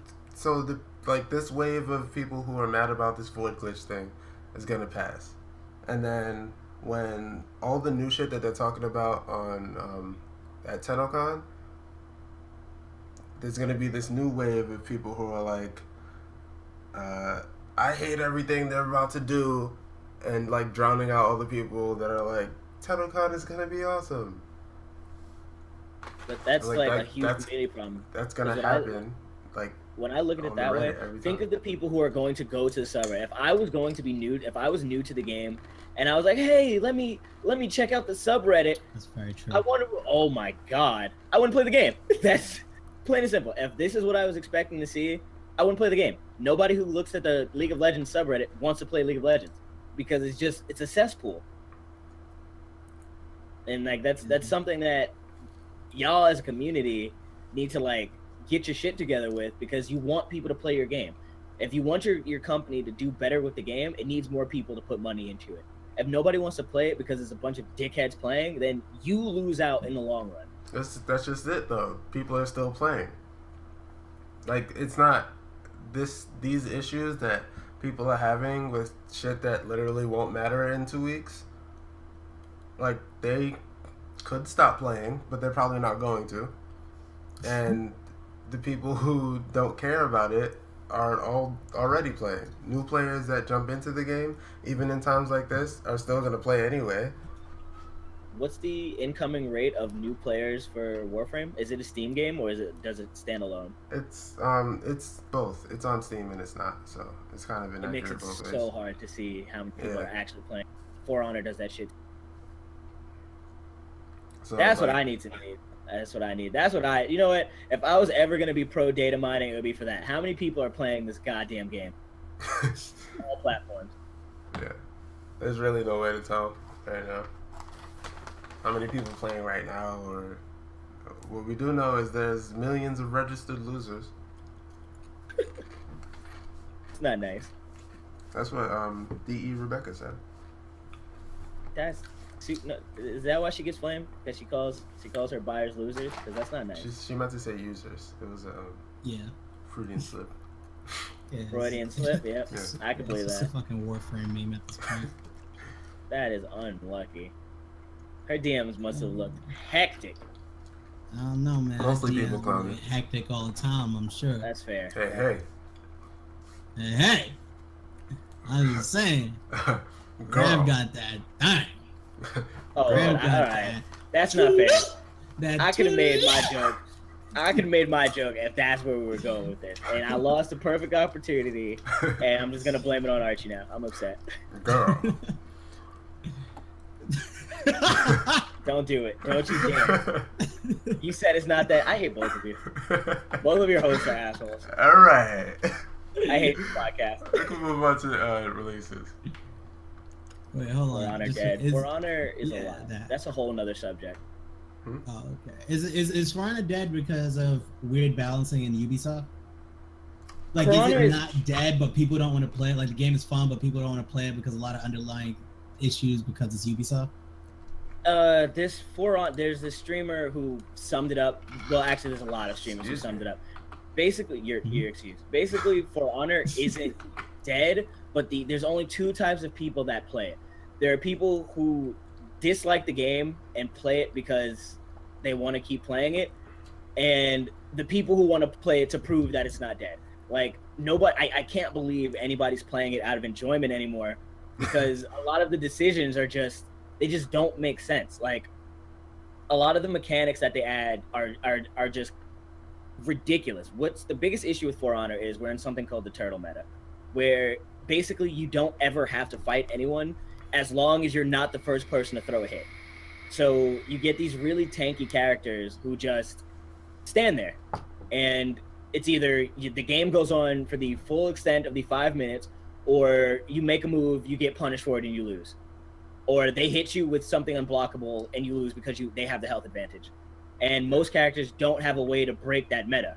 And then they added 2 new characters to the roster who can break that meta, and then continuously nerfed one and overbuff the other. And then what I found out is that they balanced the entire game around 4s, which is an objective-based mode where you can have like roaming squads of same characters, which means they don't balance for 1v1s and 2v2s. So they're completely useless characters in the game because they don't have any ganking ability, which, like, for the people who only play 1v1s or 2v2s is like the biggest kick in the face of all time. Like, what's the point of playing this character if they're only good when there's multiples of them on the screen? And if you don't like playing multiples, don't play your character. It's just, and then there's connection issues out the ass. It's just so many decisions that could have been easily circumvented. Sloppy indeed. Yeah, it's super, super sloppy. And then the new characters, they don't know what they want them to do. They want to change the turtle they want to change the turtle meta, but instead of giving people tools to break the turtle meta, they just make assassins stronger. And it's like, it doesn't matter how much damage the assassins do to people with low health, because that doesn't change the fact that turtles have too much health and do too much damage. It's just a really, really bad situation. Then they add stamina drains. It's just really bad. It just feels bad. Yeah. Absolver, though, that should be good. Oh yeah. Please. Isn't that yeah. Bethesda? Oh yeah. I don't care. I don't care. Yeah. Fine. That's gonna be good. It's gonna It's be good no gonna matter be what. good. Yeah. I'm gonna enjoy watching the fuck out that game so I can buy it. Yeah, I can't wait for that. Oh man. Like, I saw Chivalry and I was like, and I saw For Honor, I was like, huh? And then there you go. That's the one. Absolver. That's the one. That's how you do melee combat. That's the one right there. That's the one. I mean, There's For a Honor drunken has fist character. You don't lose that's just math. there. Yeah.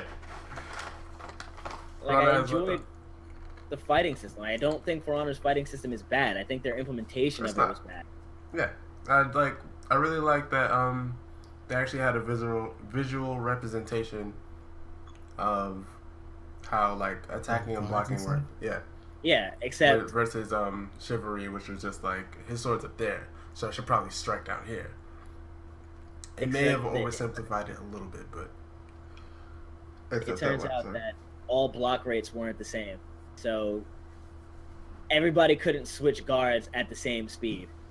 So you had a really fast, and it wasn't like it was a consistent thing against like heavy characters or light characters, which, you know, would have made sense if you had like a really big weapon. Logically, you should block really slow. No, that wasn't the case. It was just like they were randomly like, this character can block faster than this character, and this character can change stances faster than this character, and there was like no rhyme or reason for it. It just existed, and they didn't push the patch through to make everybody block at the same speed until like 2-3 weeks ago, and the PC and the console aren't even on the same patch. Jesus. but they're still balanced together.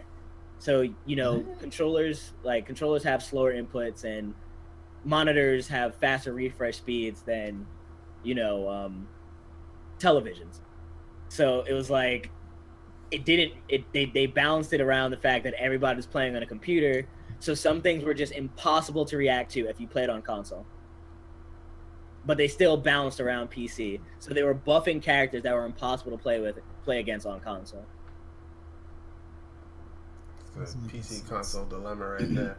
Yeah, that is literally the console dilemma. But they specifically said they would never balance it for consoles because that would take up too much resources and they would have to change the entire game.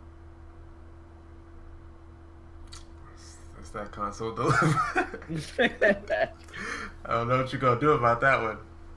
You just not play the game. That's the fuck I did about it. That's it.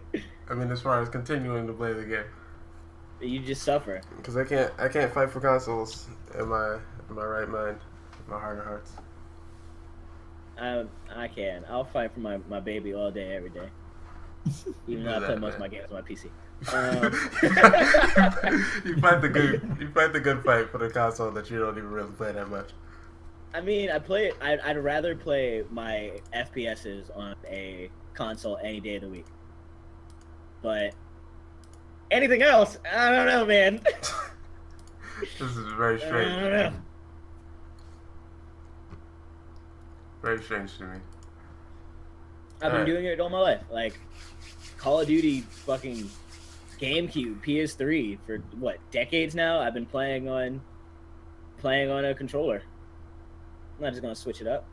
I'm not gonna Lombardo bang my says team. FPS on console. My heart my heart hurts. Yeah, me too, man. Feels like weird. My first FPS experience was Doom on the Atari, JK. It was on Windows 95. That was an experience right there. Scary stuff. Anyway, let's get into releases. Speaking of spoopy, the Diablo Necro thing. That's coming out on June 27th. That's in 2 days. Oh, hey, I almost hit my 90 days with Necro thing. Yeah. Yeah. That's the one. You know the one. You play that game. You know. Yeah, I play it every day. Anyway, yeah, Diablo Necromancer Pack is coming out on the 27th, which will give you the new character, Necromancer. It'll give you, I think, some extra stash packs and a bunch of like cosmetics and armors shit. And shit. Yeah. Nah, not even I'll just play. cosmetics. B. We got higher tiers. Just 4 new goddamn, fucking armor tiers. B. Yeah, We but got you don't some get shit. them for that. You still gotta farm that shit up. Yeah, you I'll still farm got to farm with it you. up, but it's still available. That's new. Yeah. That's new. When You could be more powerful than you was last time. Is Diablo when free? you buy Can I this, buy though. Necromancer? Diablo isn't free. Yeah, So I can't just buy Necromancer. Well, you have to get Diablo first. I don't know how you gonna play the Necromancer if you don't got Diablo. No, I'm gonna get it, and I'm gonna play with you, and I'm gonna play Necromancer. You gotta get the DLC too. There's a complete pack that has everything. How much is it? It's like I have $40. no idea. Oh, okay. Okay. It's not on sale for some reason. It's just never on sale. Yeah, I don't. Yeah, it's like I don't know. It's never like out there for me to see when it is on sale. Like it was that one time, at like a bad time. Yeah.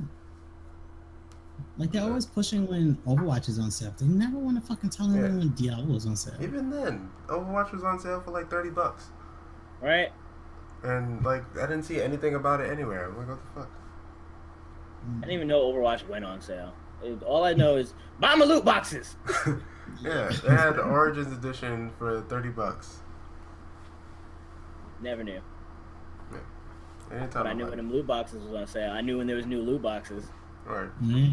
Every celebrity I'll let you event, know. not celebrity, every new event is plastered all over everywhere. Hey, Exactly. come play 90 billion games. The new minigame with Right? New hero I guess mode. they're just like everyone has Overwatch. We don't need to sell it no more. Yeah, pretty much. Come play my new game mode. That's the same as the old game mode, but now you get to play as half naked Tracer. Woo! Woo! I'm down with that. So the Necromancer on Diablo. People like you are why they keep selling loot boxes. The Necromancer is pretty fun. I played a lot of it when it was in beta. I'm not gonna buy it though. I heard the price for fun comparison made pretty well. Where like you go to a movie, it's like 2 hours. You pay like $10. Let's call that like if you get 3 hours of fun. If I were to get 3 hours of fun, like actual fun, out of playing the Necromancer, which I think I already got that, I would buy it. But I don't think I will because, like I said, I already like went through experiencing all of the skills and the combinations and the armor sets and everything, which is cool and fun to like learn and get into. But the rest of that, like if I was to jump into it once it comes out, it would just be grinding. And grinding is sometimes I feel the worthwhile, way to spend my time, but a lot of times it's just grinding. It's just killing time while talking to people or something like that. And it's not necessarily fun, so not I for can me. feel that. But I'm still gonna continue to play Diablo probably. I mean, you're already on it. Might as well. Yeah. And I've gotten, way more fun than I paid for, in my opinion. Yeah. Next up, episode Pronto, Final Fantasy 15 expansion. Yeah. It's coming out The on next June set 27th. of DLC. Yep, 2 more days. It's a third-person shooter. It looks sick. As the boy, the young boy, the blonde boy.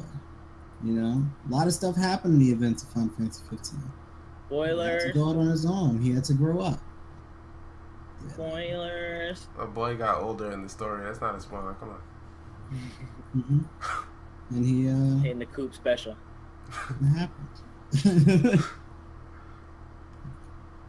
Should be fun. I'll let you guys know how that goes on next podcast. Right. Breath of the Wild Master Trials comes out on the 30th. Yeah. I think I had talked about this. Did we talk The about Master last Trials. week?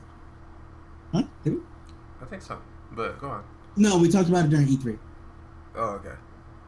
Yeah. So just like a quick recap, there's a couple new masks. There's a Master Trials.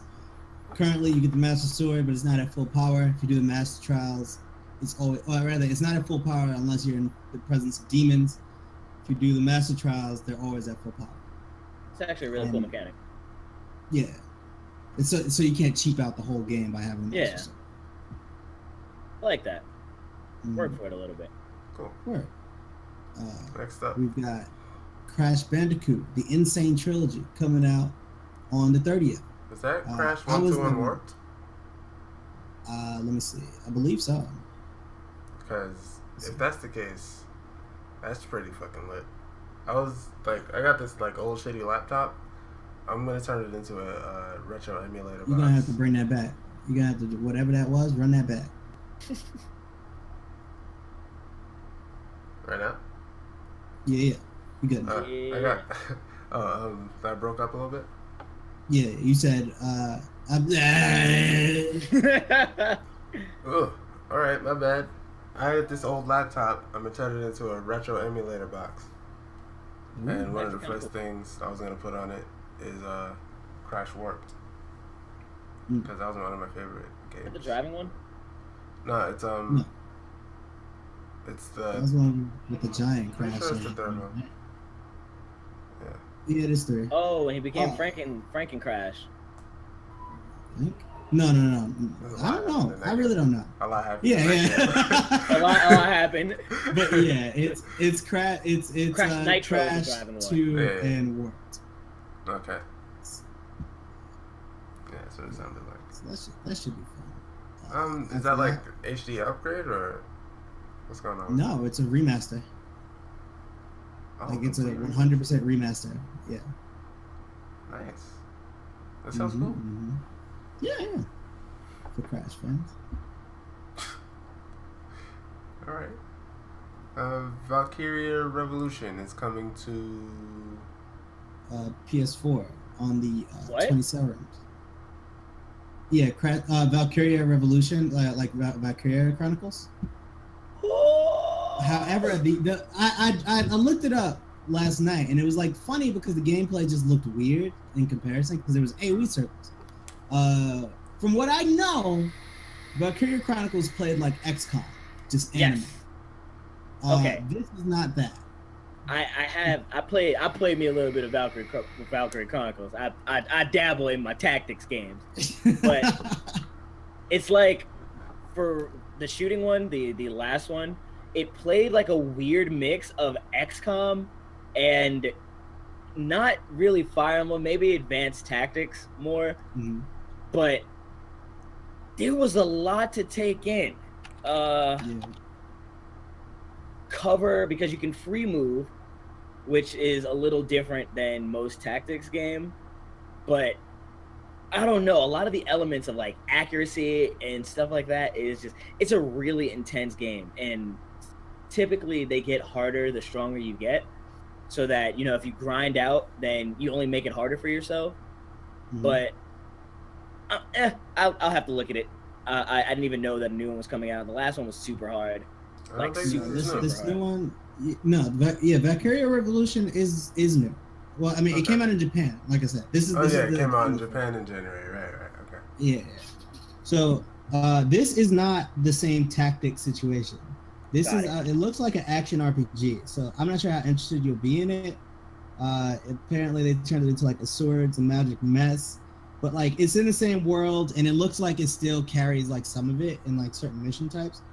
So I guess I'd keep my eye on it if you like the Valkyria series. Cool. Next up, Elite Dangerous PS4. Yeah, that's finally getting its much anticipated PS4 release. This game is like, you know how you could do like flight and space battles in that one game, No Man's Sky? It's like that, but that's all it is, brother. It's like it's space dogfights, B. All right. Nice. You know how crazy that is? Yeah. I'm gonna be honest with you. I put this on the list because I was mad because it wasn't nothing out, and you were like, maybe other people would be interested, and I was like, yo, all this game is garbage. But you know what? You know what? This game might not be so garbage. The point was we list off games, and then we stop at points where we want to talk about games. So I'm considering this condensed list to be games that we're actually going to talk about.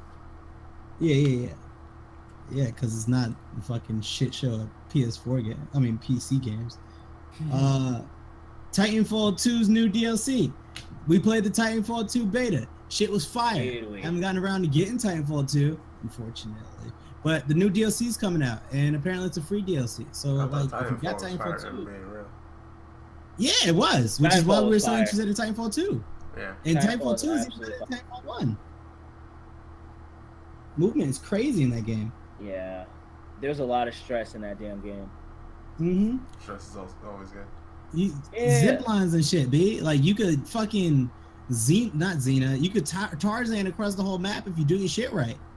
It was ridiculous. Like there was a tower in the middle of one of these maps that if you fucking like hook shot and slingshotted the proper way, you could reach the top, and it was like the craziest sniping point. It was the best. It wasn't just like, I think you have to understand the full range of motion in this game to understand the angles and fuckery that went into getting up that tower. Like you had to get a good start, you had to hook halfway through, and the momentum had to carry you in a perfect whip around that building for you to get on top of it. Oh man, it was beautiful.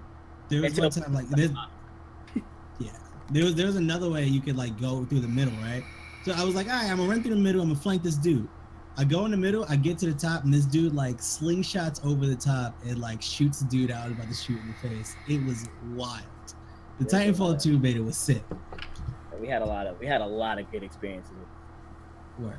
So if you're into shooters, if you're into giant robots, cop Titanfall 2. Do it. Next on the list is Dangalang Romper, another episode, Ultimate Despair Girls. I don't know anything about this game, I'll be totally honest. Yeah, that's all you got. It's a mystery game. Yeah, exactly. One more time for the brothers in the back. You got the romper. Dangalang romper. Don't y'all forget it. It's with an M, but that's okay. Huh? Nah. And from what I know about these games, it's one of those like type mystery games. Apparently, they're very popular. You get in the situation. It's a murder mystery game basically, and depending on who you pick and your decisions, you'll accuse certain people, and you can actually accuse the wrong people and get innocent people killed. And I think it changes your ending. That's great. Yeah, not my kind of game, but Shiki likes these games a lot. I should let her know that there's a new one coming out. She probably already She's on right now. Oh yeah, you're on too. Yeah. She's playing Persona right now. She's probably not gonna stop to play Danganronpa. RPG Maker is coming to the Nintendo 3DS. Yeah. Y'all enjoy that now. Next game. Area is actually a game that I was actually looking at. Area is a it's a co-op. I believe it's a co-op like Diablo clone. I don't want to. Oh, Gauntlet. There we go. It's Gauntlet. Okay. So action I'm actually RPG. gonna. Yeah, it looks multiplayer. It's really cutesy though, which is why I didn't like put too much thought and time into it. Do I still have? Did I close that tab by accident? No, I didn't. All right, cool. Oh, I don't have permission to put in videos, by the way. Oh, I'll take it away from you and give it to Kyle. Yeah, I don't know why you can only put it on one person at a time, but it's whatever. Run that real quick so we can look at the damn video. I don't have I'll give anything it back. linked, so. You give it back? Yeah. Hold on a second. Plus, I give it back. yeah, I got it back. I'm gonna skip ahead a bit because all this stuff is not important. But there's a bunch of like cool like powers and abilities, and there's like a lot of class variation. You play as like musical people in Gauntlet classes, basically, is what it seems like. Like I said, very cutesy, but it could also be pretty fun.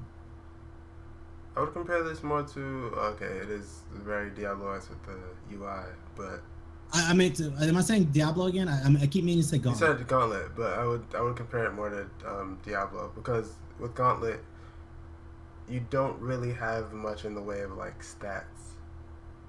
That's true. With Gauntlet, you pick a character and jump in, and that is it. There's no leveling up really. Yeah, but like it looked like it could be fun. I feel like it could be more fun if it was like a bigger dev made it. Yeah, but like. Let me see how much it costs. I think it's actually on Steam sale right now. Probably. Let me see. Pick it up. Cause it's on PC too. Like this is the PS4 version that's coming out soon. It's not on sale right now, but it's $30 on Steam. It's not too bad. Yeah. So it could be fun if you're looking for that kind of thing. Again, based on the standard of $5 an hour of fun. I think it'll reach that easily, being an ARPG. Yeah. That isn't Diablo. Ghost of a Tale. This is another one I added to the list for that same reason as Elite whatever. This is a sneaky sneak game. I'm using videos for these ones because like I don't really know how to describe them as well as I could. Sneaky. Is the one that you're like interested in actually showing though, because they don't got to talk about games that are on here. Kind of, just for like right, like these are the kind of games like I would play if I was into the genre, I guess. You know what I mean? Like I don't play Diablo games like that. Like I'm not really into the genre. Like I don't really play Diablo games or Gauntlet or nothing like that. But if I did, I would probably throw a couple dollars on that area game. But this again is like a little exploration RPG. You play as this rat dude and you do sneaky sneak shit. Game is never been good at stealth games. Me neither. It's just like, okay, so now you have to sneak in here and do this and that, and it's like, do I have the option to just blow it all to hell? Because if I can blow it all to hell, I'm gonna blow it all to hell. In fact, I believe this game is kickstarted. Yeah, I believe it. A lot of money went into how this game like even looks, even if it plays terribly. Like I enjoy it, like looking at it. Yeah. It's even animated pretty well. Little nervous rat in the armor that's too heavy. Oh god, that's the whole ass crowd. That's Twitch. He see that crowd. Oh shit! He see that We gotta run crowd. the whole And shit hit back. him for 180. Gotta run the whole shit back. It wasn't on the. It wasn't on the. Yeah, it screen wasn't on the like thing. I was like, what are you talking about, dog? Oh, okay. that. Are you not watching through my circle? I am now, but I was waiting for it to go up on the stream. Man, Oh, it's Fightful. Yeah, pretty much. Yeah. It's Fightful in a dungeon.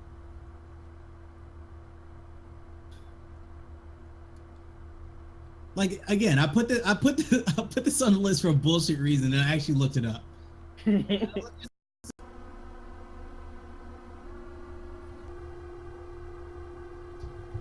Okay. Cool. Where was that? We was talking We about. were talking about Ghost Tale. Oh, I was talking about release format because we weren't talking about that, which is where I cut out. So We were talking about what?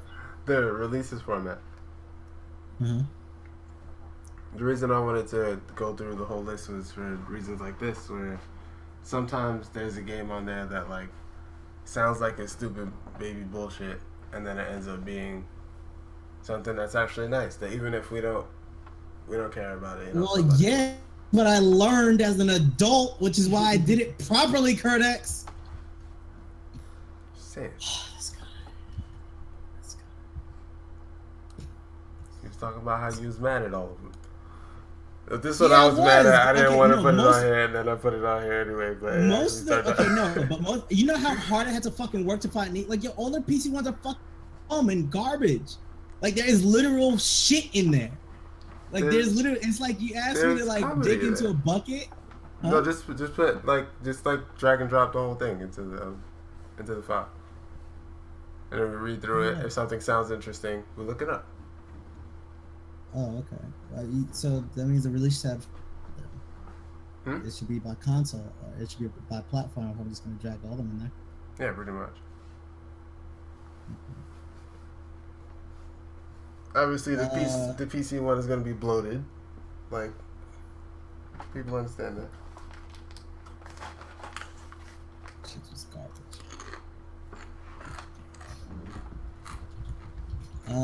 There's this Goliath game on here. I don't remember why I was not really about it. I think it was just a PS4 game that was coming out, so I was just like, why not? Micro Machines though. What? So I put this one in here as a joke too. That's not a damn joke. You gotta give me permissions, B, or put that video in there. I don't know what happened. They took away my permissions and they knew I was about to drop some hot fire in this bitch. Better take those permissions. Put that damn Micro Machines video in there. I've had enough of both. You ready? You got it prompted? We lined up. Let's go. It's going down. Woo! Yo, Oh, I can't wait. Now- Classic. this shit got hilarious when the ruthless drifting. Like my man is like legit Irresponsible blowing people drifting. up. Yo, they just got glamours floating above their whip. Oh, this is a must-have. This, you know what this is? This is reminiscent of when the Hot Wheels Windows 97 PC was released, Not a lie. and it came with the flaming keyboard and steering wheel. This Oh is my the God, remastered what? version of that. This is Micro Machines. This is definitely a game on PSX, PS1. Nah, son. That's predated by the Hot Wheels game.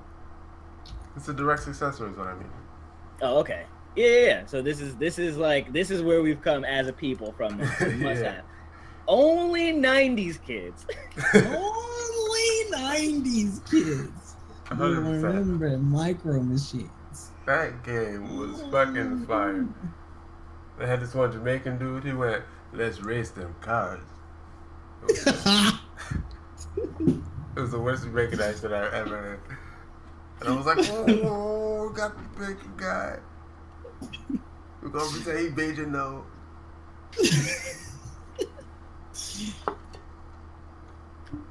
Don't really fucks with Jamaicans like that. No racial. No racial, no racial. Yeah, looks like fun. I might not cop, but you should. Micro Machines, I'm copping. Yeah, that's June 30th. Yeah, I think so. Yeah, worldwide. I'll probably play it on PC. Well, that's the end of the list, though. Cool. Gigantic is out now. If that's your thing. It's out on Arc. Oh, is It's it? out on Arc. It's been out. Oh, it's on Arc. Yeah. When it's coming out on Windows 10. 10? So now doesn't it? Oh wait, I guess the standalone is Arc as opposed to.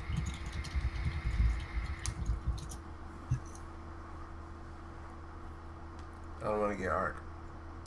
Yeah, they should just. I mean, just put it on Steam. I already don't want Steam, but I have it, so. Yeah. If they put it on Windows 10, that'll be fine. It should be in the Windows 10 store. I'm pretty sure it's in the Windows 10 store. Oh, okay. I thought the distinction that it's out on Arc meant that it wasn't on. No, it's on both. Okay, cool.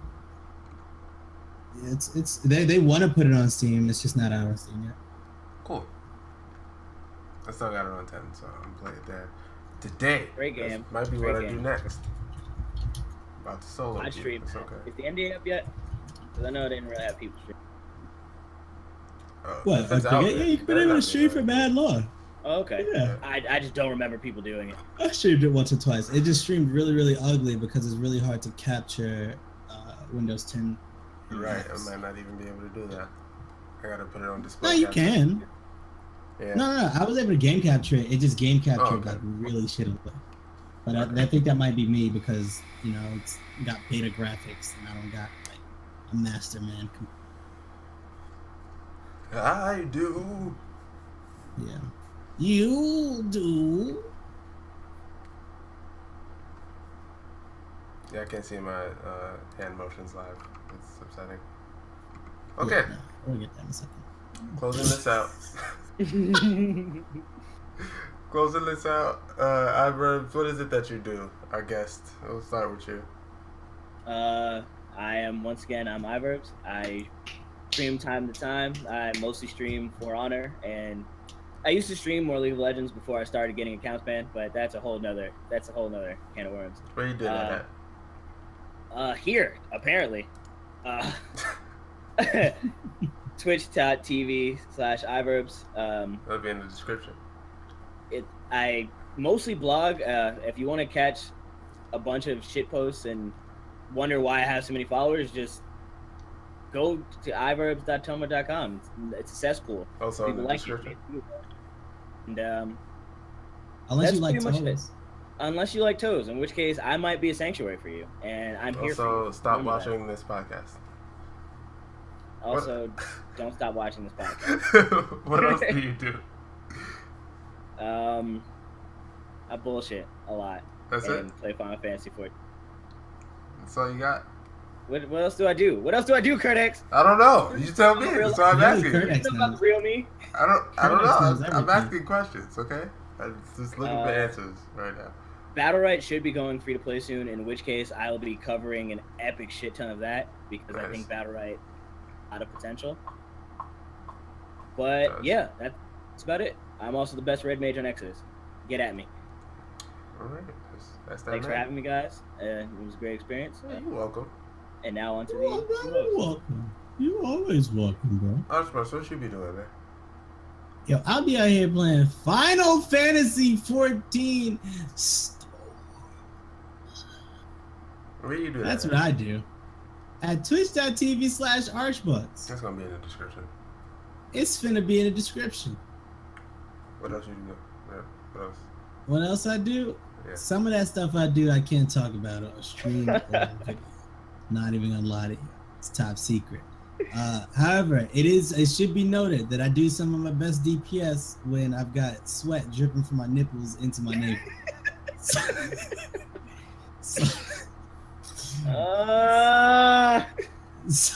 So yeah. I play a Lalafell. I'm on Exodus. The same way he said he's the best red mage on Exodus, I'm probably easily the best samurai on Exodus. Easily. I be hitting that deeps. I be having the tanks like, please stop. Don't favor. press anything anymore. Yeah, use diversion. It's like, look, man, I'm just trying to do my job, B. You hired me, all right? You hired me. And You do gonna that just job, deal with Archbox. Hmm? He said, and you do that job, Archbox. You be DPS like no other. That's our job. Yeah, thank you. 48, yeah. I have enough time. What do you do, Kurdex? This guy Kurdex was in our You know, all I know about you, Kurdex, personally, as a guy who's usually around, especially in all of the Fake Friends podcasts. All of them so I far. know. Haven't missed one yet. Nice. That you not only stream at twitch.tv/Kurdex. That's right, yeah. Spelled like the way it's right under his portrait. And it's going to be in portrait. He also manages the Fake Friends YouTube account. You know, honestly, this show wouldn't be anything without Kurdex. Anything at all. It wouldn't even be a thing. We're kind of like puppets, really. Just hand puppets. I'm not even it's like Kurdex sets up everything, and then he puts up us in like the little box, and then it's like Kurdex is like, hey, how do you feel about that, Archie? And I'm just like, well, I don't know, Kurdex. I think it's pretty great. And that's how we do all of the streams. That's like generally the whole setup. Yep. It's incredible. I got to see it this time. Yeah. Exactly. Just got it on the street. Yeah. It's a very talented guy. Nice. Super talented. So, thank you. What Appreciate else do you aside from being a ventriloquist, what else do you do? Aside from ventriloquism and streaming here at twitch.tv/Kurdex for YouTube, that'll be in the description. I also make videos at youtube.com/Kurdex. I'm currently working on a Borderlands series where I get every legendary that I'm able to get in the game. And I'm doing this on the community patch, which adds more legendaries and more stress. Which might be why that episode's been coming out very slowly. I currently have a Sony Vegas file that has like 6 videos in it that need to be rendered, but I can't do anything else while I'm rendering videos, so I never end up finishing rendering them. But I'm working on it. Trust me. Good. That'll be at youtube.com/Kurdex. Mondays, Wednesdays, and Fridays I do my uploads. Usually. Outside of that, on my stream, mostly Warframe. Right now, not that much Warframe. Again, I'm in a burnout phase, not playing that. I will be playing, however, a lot of single player games that I haven't completed that are on my Steam list. Like, the Steam Summer Sale reminded me of this, so I categorize all my games into games that I finished, games that I finished 100%, and games that I like barely touched, and I'm working through that barely touched list. Start touching stuff. Probably some Master X Master, probably some Gigantic, probably some Batarang. That's kinky. Probably some. Super kinky. There was another one, and I forgot it.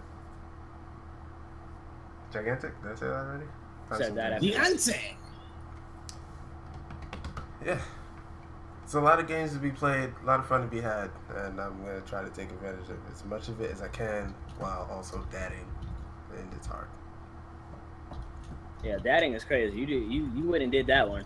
Yeah. So, that's been our show. Thanks for watching the Archbox Types Mad Loud podcast. You should hit me when I'm DPS. What'd you just drop? Yeah, let's not talk about that, guy. Alright? But we should talk about, we need to get Coot to make sure he's checking on goddamn Wally's goddamn. Like, because I really feel like he doesn't take care of Wallace sometimes. I'm pretty sure I don't think he respects him enough. I'm pretty sure Wally's is straight. Stop it! I hate both. I'm pretty sure he's doing alright. I believe in him. Yeah. I'm gonna do an actual sign off. Everybody say bye after, okay? All right, bye. When No, say bye? wait till I. After. After what? After what? I didn't get. After the signal. What's the I'm signal? gonna do an I don't- actual I didn't sign get- off. Okay. I forgot what I was gonna say for the sign off.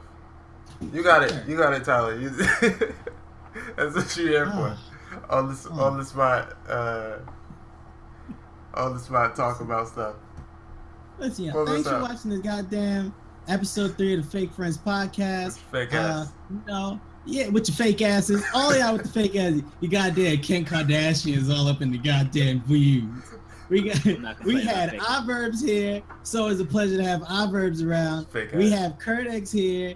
Kurdex is Kurdex. Real though. We got It's Your Boy, Arch to the Bunkers, Arch Bizzle. He brings it to you hot with the sizzles. It's hot. It's hot. It's fake as fuck. Good night, y'all. Or good afternoon. Good evening. Maybe good morning. Eve. Get it. That's where you're supposed to end it.